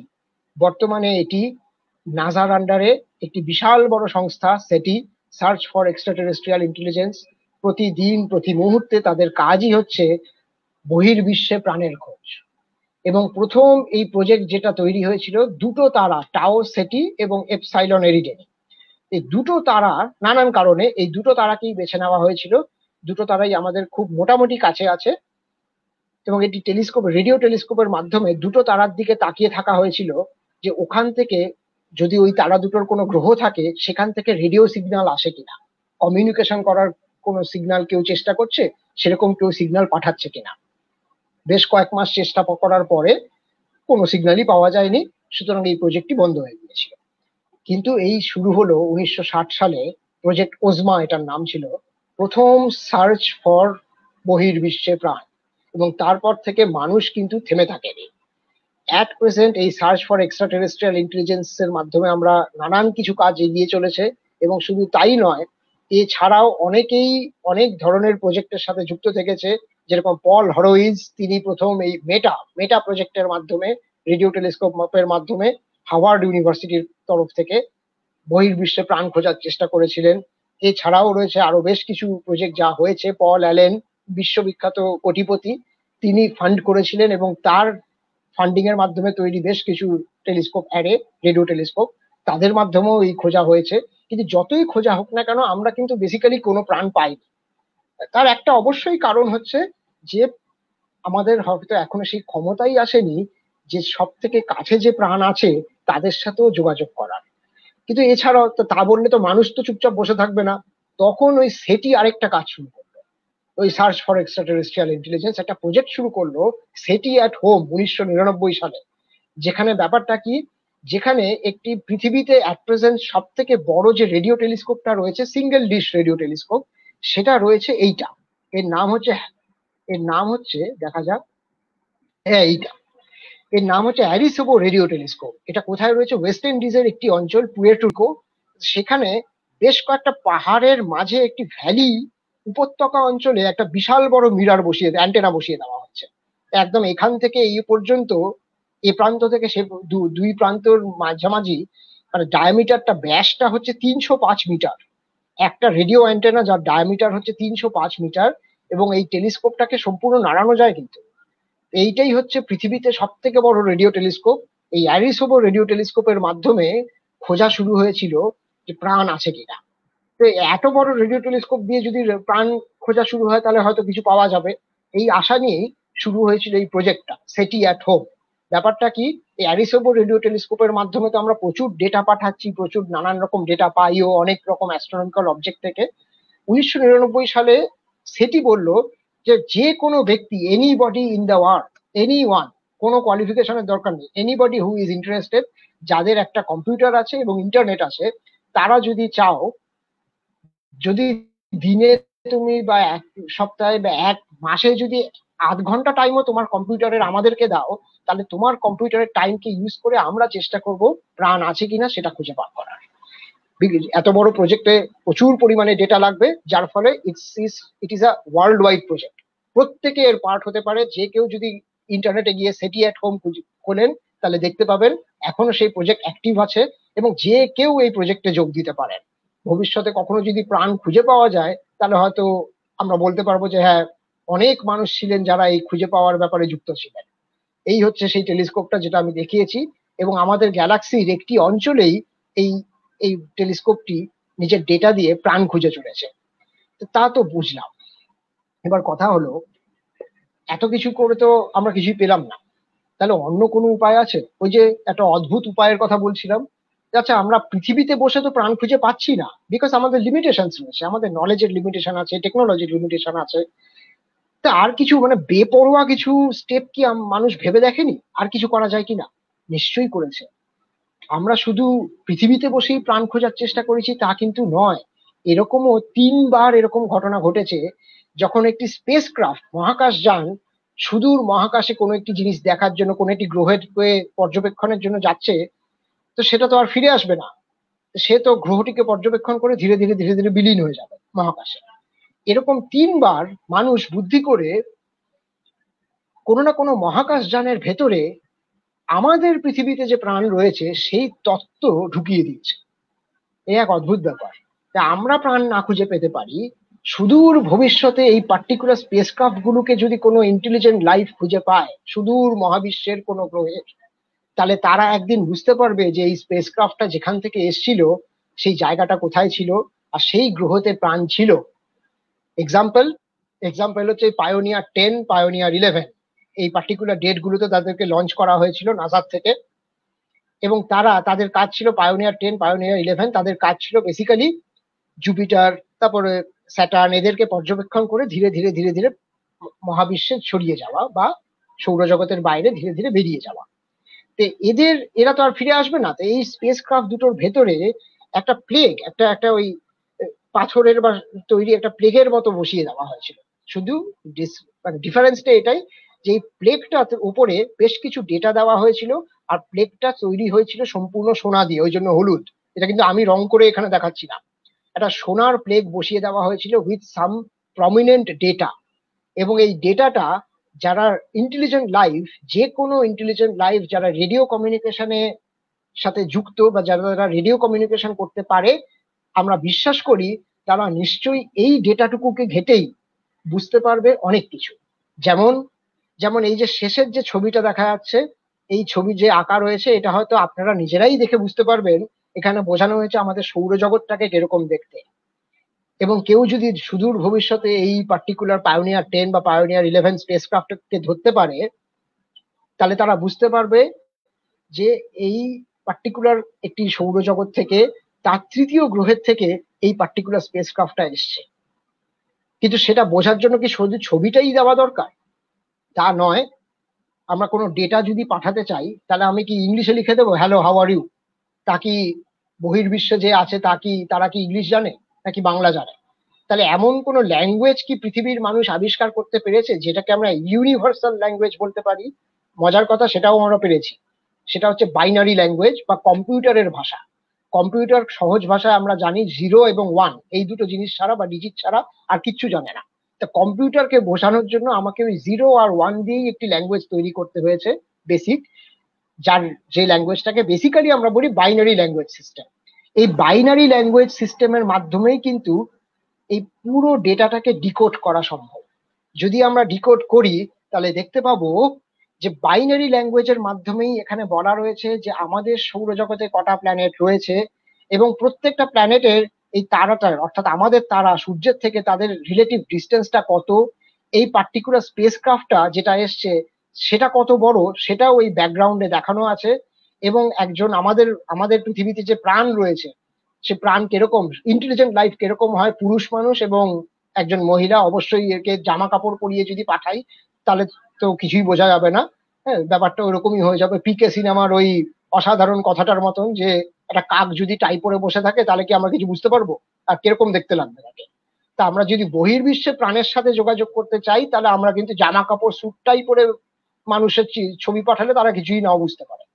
তা এই পার্টিকুলার দুটো ছবি দেখে, মানুষের ছবি দেখে, এখানে লেখা আছে দেখুন একটি কোড, এই বাইনারি কোডটা লেখা আছে। এই বাইনারি কোডের মাধ্যমে তারা ডিসাইড বা তারা ডিকোড করতে পারবে যে আমাদের পৃথিবীতে নর্মাল একজন পুরুষ মানুষের হাইট কত, একজন মহিলার হাইট কত, ফিমেল অ্যান্ড মেল, এবং এই টেলিস্কোপটার হাইট কত। এবং এটা আমি খুব বেশি ব্যাখ্যায় যাচ্ছি না, আমাদের এই সৌরজগৎ পার্টিকুলার মহাবিশ্বের ঠিক কোন জায়গায় রয়েছে সেটাও বোঝানো হয়েছে। এই যে 14টা লাইন দেওয়া হয়েছে এখানে, এগুলো হচ্ছে আমাদের সূর্যের থেকে কাছে পিঠে 14টা পালসার বা মৃত এক ধরনের বিশেষ তারার অবস্থান, পালসার। এই পালসারদেরকে বলা হয় অসাধারণ clock, the finest clocks in the universe. এই পালসার গুলোর অবস্থান কোথায় তারা যদি এই লাইনের গুলোকে ডিকোড করে বুঝতে পারে, তাহলে তারা বুঝতে পারবে যে আমাদের সৌরজগৎটা অ্যাকচুয়ালি কোন জায়গায় মহাবিশ্বে আছে, কোন গ্যালাক্সিতে রয়েছে। আর কোন ইউনিট দিয়ে তারা মাপবে, আমরা না হয় ওই হাইট লেন্থ এগুলো পৃথিবীতে বসে মিটার, ফুট, বর্গমিটার, নানান কিছু দিয়ে মাপি। তা এবার আমি যদি বলি মিটার দিয়ে মাপো, তাহলে একটা স্পেস মহাবিশ্বের কোন দূর মহাকাশের গ্রহে একটা প্রাণ রয়েছে, তারাও কি ওই মিটার সেকেন্ড দিয়েই ইউনিটের হিসেব করে? তা তো নাও হতে পারে। তাহলে ইউনিভার্সাল ল্যাঙ্গুয়েজের মতন ইউনিভার্সাল কোনো ইউনিট আছে কি, সেটাও পৃথিবীর মানুষ খুঁজে বার করেছে, আছে। তার জন্য হাইড্রোজেন অ্যাটমের সাহায্য নেওয়া হয়। হাইড্রোজেনের ক্ষেত্রে একটি বিশেষ প্রপার্টি রয়েছে, খুব সহজ ভাষায় যদি বলি তাকে বলা হয় 21 সেন্টিমিটার লাইন রেডিয়েশন। এখানে আর আমি বিস্তারিত আলোচনায় যাচ্ছি না। তো হাইড্রোজেনের একটি পার্টিকুলার ওই প্রপার্টির ফলে হাইড্রোজেনের কিছু কিছু হাইড্রোজেন অণু তারা যখন পাক খায়, তো তাদের পাক খাওয়ার সময় কিছুটা রেডিয়েশন বেরিয়ে আসে, আর সেই রেডিয়েশনের ওয়েভলেন্থটা হচ্ছে 21 সেন্টিমিটার। এটা একটা ইউনিভার্সাল কনসেপ্ট। সমস্ত মহাবিশ্বে এরকম নিউট্রাল হাইড্রোজেন রয়েছে যেখান থেকে এই রেডিয়েশন বেরিয়ে আসছে, আর তার ইউনিটটা হচ্ছে, তার ওয়েভলেন্থটা হচ্ছে 21 সেন্টিমিটার। তো হাইড্রোজেনকে যারা চেনে তারা ন্যাচারালি হাইড্রোজেনের নিউট্রাল হাইড্রোজেনের ব্যাপারটা কি তারা বুঝবে, এবং যারা রেডিও কমিউনিকেশনে সক্ষম তাদেরকে এইটুকু নলেজ তাদের আছে বলেই এইভাবে পাঠানো হয়েছে। এবং অবশ্যই সুদূর ভবিষ্যতে কেউ যদি এই পার্টিকুলার স্পেসক্রাফটটাকে ধরতে পারে, তারা এই মেসেজগুলোকে ডিকোড করে তারা বুঝতে পারবে যে একসময় কোনো একটি সৌরজগৎ থেকে, তৃতীয় গ্রহ পৃথিবী থেকে আমাদের উদ্দেশ্যে মেসেজ পাঠানো হয়েছিল।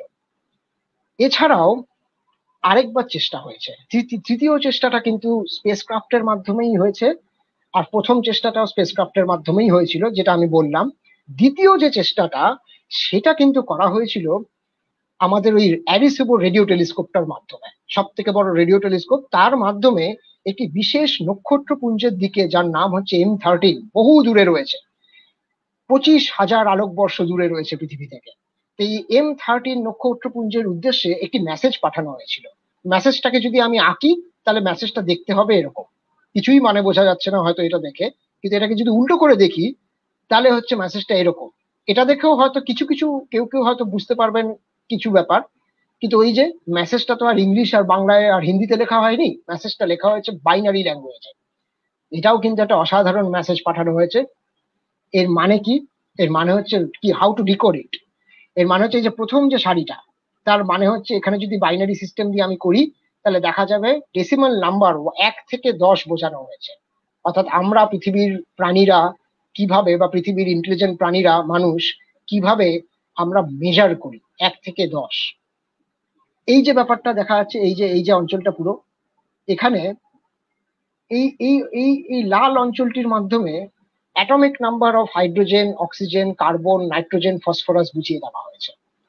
এই যে সেকশনটা সবুজ রঙের, এটা দিয়ে সুগার, বেস, এসব ডিএনএ স্ট্রাকচার এগুলো সব বোঝানো হয়েছে। এবং ডিএনএ স্ট্রাকচারের মধ্যে কি কি রয়েছে, ডিএনএ এর মাধ্যমে কি কি হয়, তা সব বোঝানো হয়েছে এখানে।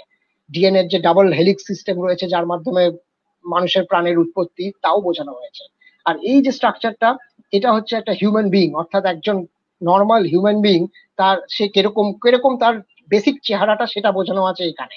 আর এই যে জায়গাটা এখানে সাদা দিয়ে কিছু লেখা আছে, এটা হচ্ছে height of that human being. এবং হয়তো আপনারা দেখবেন যে ওই হাইট ক্যালকুলেট করার জন্য, যারা জানেন তাদের জন্য বলি, হাইট ক্যালকুলেট করার জন্য কিন্তু 21 সেন্টিমিটার লাইন রেডিয়েশন ওই নিউট্রাল হাইড্রোজেনের ইউজ করা হয়েছে।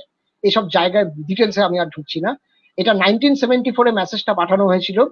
এই যে জায়গাটা হিউম্যান বিং বা মানুষের বাদিকের যে অংশটি, এই বাইনারি নাম্বারের মাধ্যমে সেই সময় আমাদের পৃথিবীতে পপুলেশন কত ছিল তা বোঝানো হয়েছে। লাস্টে যে জিনিসটা, আকৃতিটা আমরা দেখছি, সেটা হচ্ছে যে ডায়ামিটার অফ দ্য টেলিস্কোপ, ওই যে টেলিস্কোপের মাধ্যমে মেসেজটা পাঠানো হয়েছে, অ্যারিসেবো রেডিও টেলিস্কোপ, তার ডায়ামিটারটা বোঝানো হয়েছে ওই 305 মিটার। আর এটা হয়তো আপনারা বুঝতে পারবেন, এই হলুদ দিয়ে দেখানো হয়েছে আমাদের সোলার সিস্টেমকে, যেখানে এই তৃতীয় গ্রহটাকে একটু বাইরে বার করিয়ে এটাকে হাইলাইট করা হয়েছে যে এই পার্টিকুলার গ্রহটার থেকেই মেসেজটা করা হয়েছে।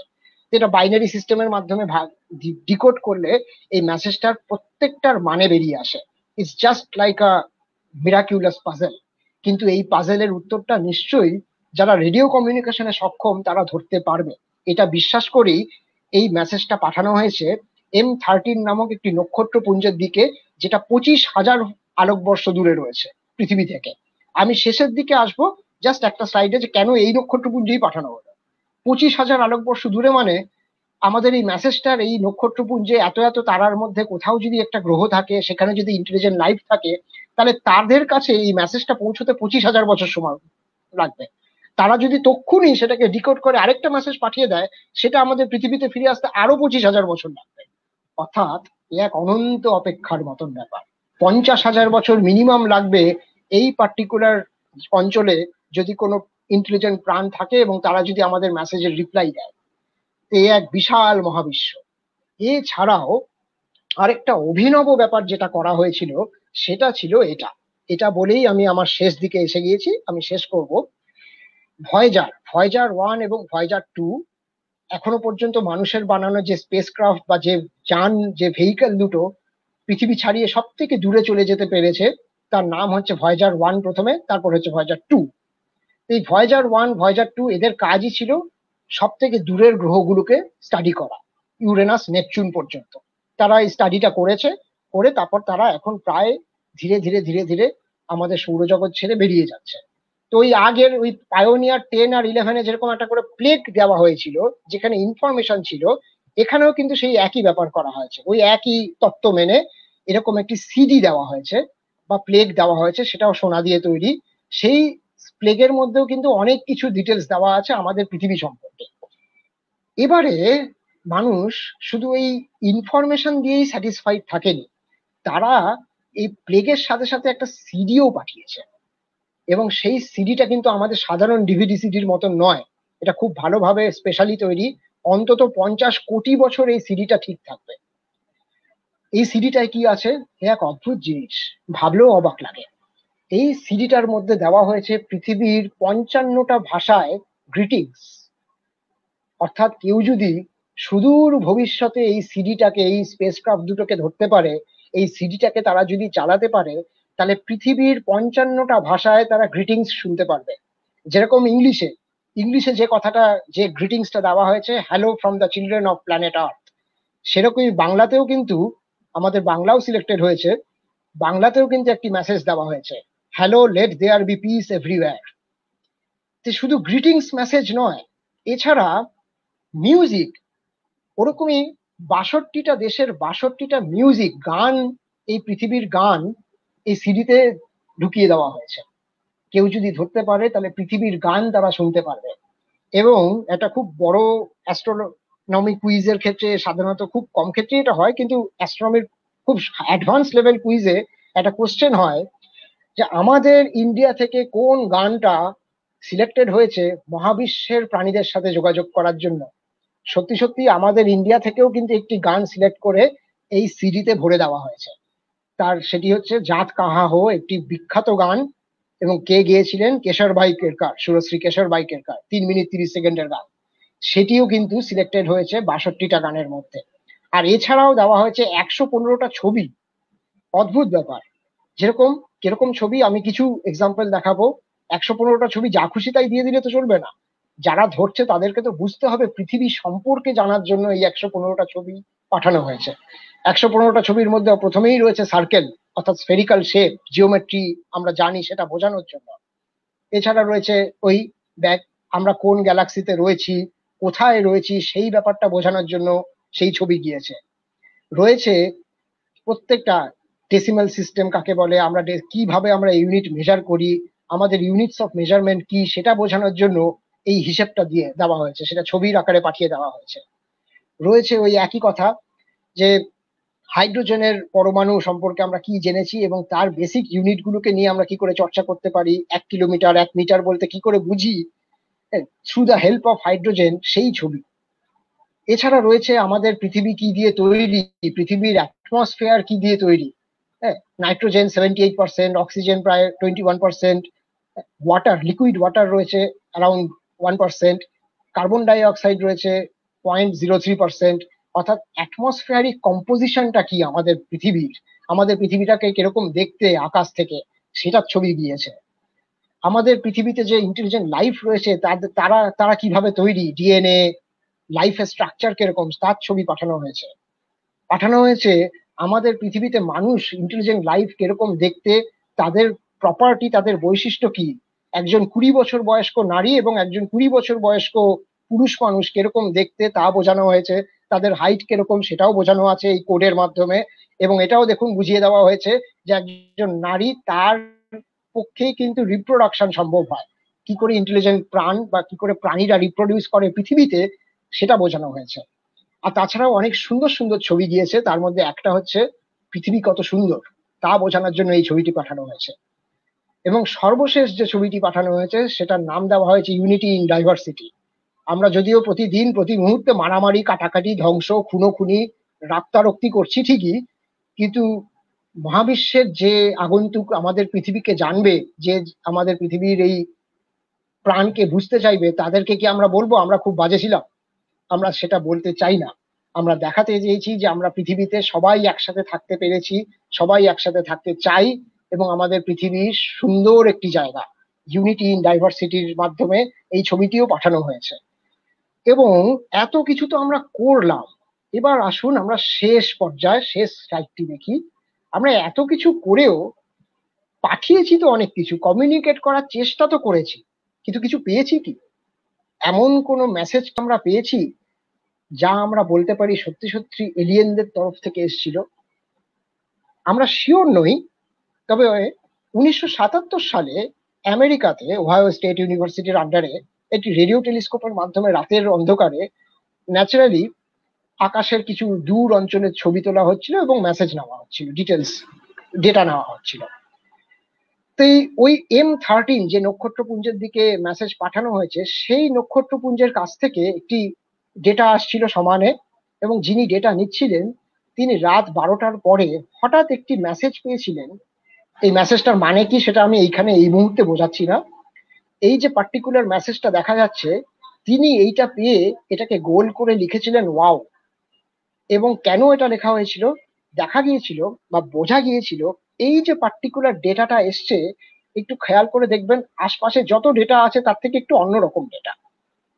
আমি ডিটেলসে আগেও বলছি, যারা বিজ্ঞানী, যারা রেডিও মেসেজ ডিকোড করে, যারা অ্যাস্ট্রোবায়োলজি নিয়ে কাজ করে বা অ্যাস্ট্রোফিজিক্স নিয়ে কাজ করে, তারা জানে যে এই মেসেজটা কোনো মতেই মহাবিশ্বের কোনো ন্যাচারাল অবজেক্টের থেকে আসতে পারে না।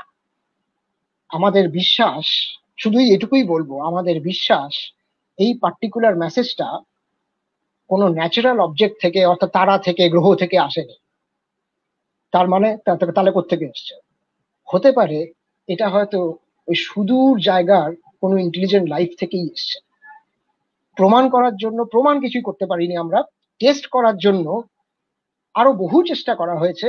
এই পার্টিকুলার মেসেজটা কিন্তু আর কোনোদিনও আমরা খুঁজে পাইনি ওই একই জায়গায় টেলিস্কোপ ফিক্স করে রেখে। দেখুন, ওই ধরুন একটা মেসেজ, সেই এক মেসেজটা কিন্তু বহুবার রিপিট হয়েছে। একটা তারার থেকে, একটা জেনারেল জায়গা থেকে, একটা ন্যাচারাল অবজেক্ট থেকে যদি মেসেজ আসে, তাহলে আমরা আশা করি সেটা রিপিটেড হবে। কিন্তু এই মেসেজটা, আর এই দুটো ভাঙা ভাঙা কিছু এই শব্দ, একবারই এসেছিল এই মেসেজটা।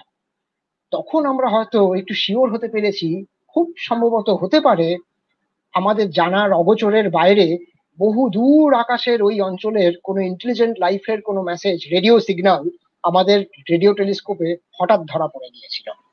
এই মেসেজটা পৃথিবীর ইতিহাসে এরকম অসাধারণ একটি মেসেজ একবারই এসছে, এটাকে ওয়াও সিগন্যাল বলা হয়। আর মেসেজটা যেখান থেকে এসছিল সেটা হচ্ছে ওই জায়গা, 25,000 আলোকবর্ষ দূরে M13 নক্ষত্রপুঞ্জের কাছ থেকে। সুতরাং আমরা যদি আবার তাদেরকে মেসেজ পাঠানোর চেষ্টাও করেছি, কিন্তু আমরা জানি না কি করে বলবো বলুন। 25,000 বছর লাগবে যেতে, আর তারা যদি তক্ষুনি আবার একটি মেসেজ পাঠায়, আরো 25,000 বছর লাগবে আসতে। সুতরাং আমাদের বলার কিছুই নেই। আমরা শুধু শেষ মুহূর্তে ওই আবার এইরকম মেসেজ পেয়ে এত কিছু করেও আকাশের প্রচুর তারার দিকে তাকিয়ে ওই একই কোশ্চেন আবার করতে পারি, যেটা আগেকার মানুষ করতো, যে আমরা কি সত্যি একা? আর যদি একা না হই, তাহলে ওয়্যার আর দে, তারা কোথায় আছে? আজকে আমি এখানেই শেষ করব, হয়তো কিছুটা বেশি সময় নিয়ে ফেলেছি, এটা অবশ্য আমার বদ অভ্যেস। সবাইকে ধন্যবাদ, খুব ভালো লাগলো এই টকটি দিতে পেরে, এবং প্রত্যেকে ধন্যবাদ জানাচ্ছি যারা এই টকটি শুনলেন। আর ইনস্টিটিউট অফ এক্সপ্লোরেশনকে আমার তরফ থেকে অসম্ভব ধন্যবাদ। রাজেশ দা, তুমি যদি থাকো তুমি আসতে পারো। প্রত্যেককে ধন্যবাদ। আমি কিছু কোয়েশ্চেন গুলো গৌরব আছে যেটাকে আমি স্ক্রিনে ফ্ল্যাশ করে দিচ্ছি, ওটাকে দেখে তুমি যেগুলো আছে।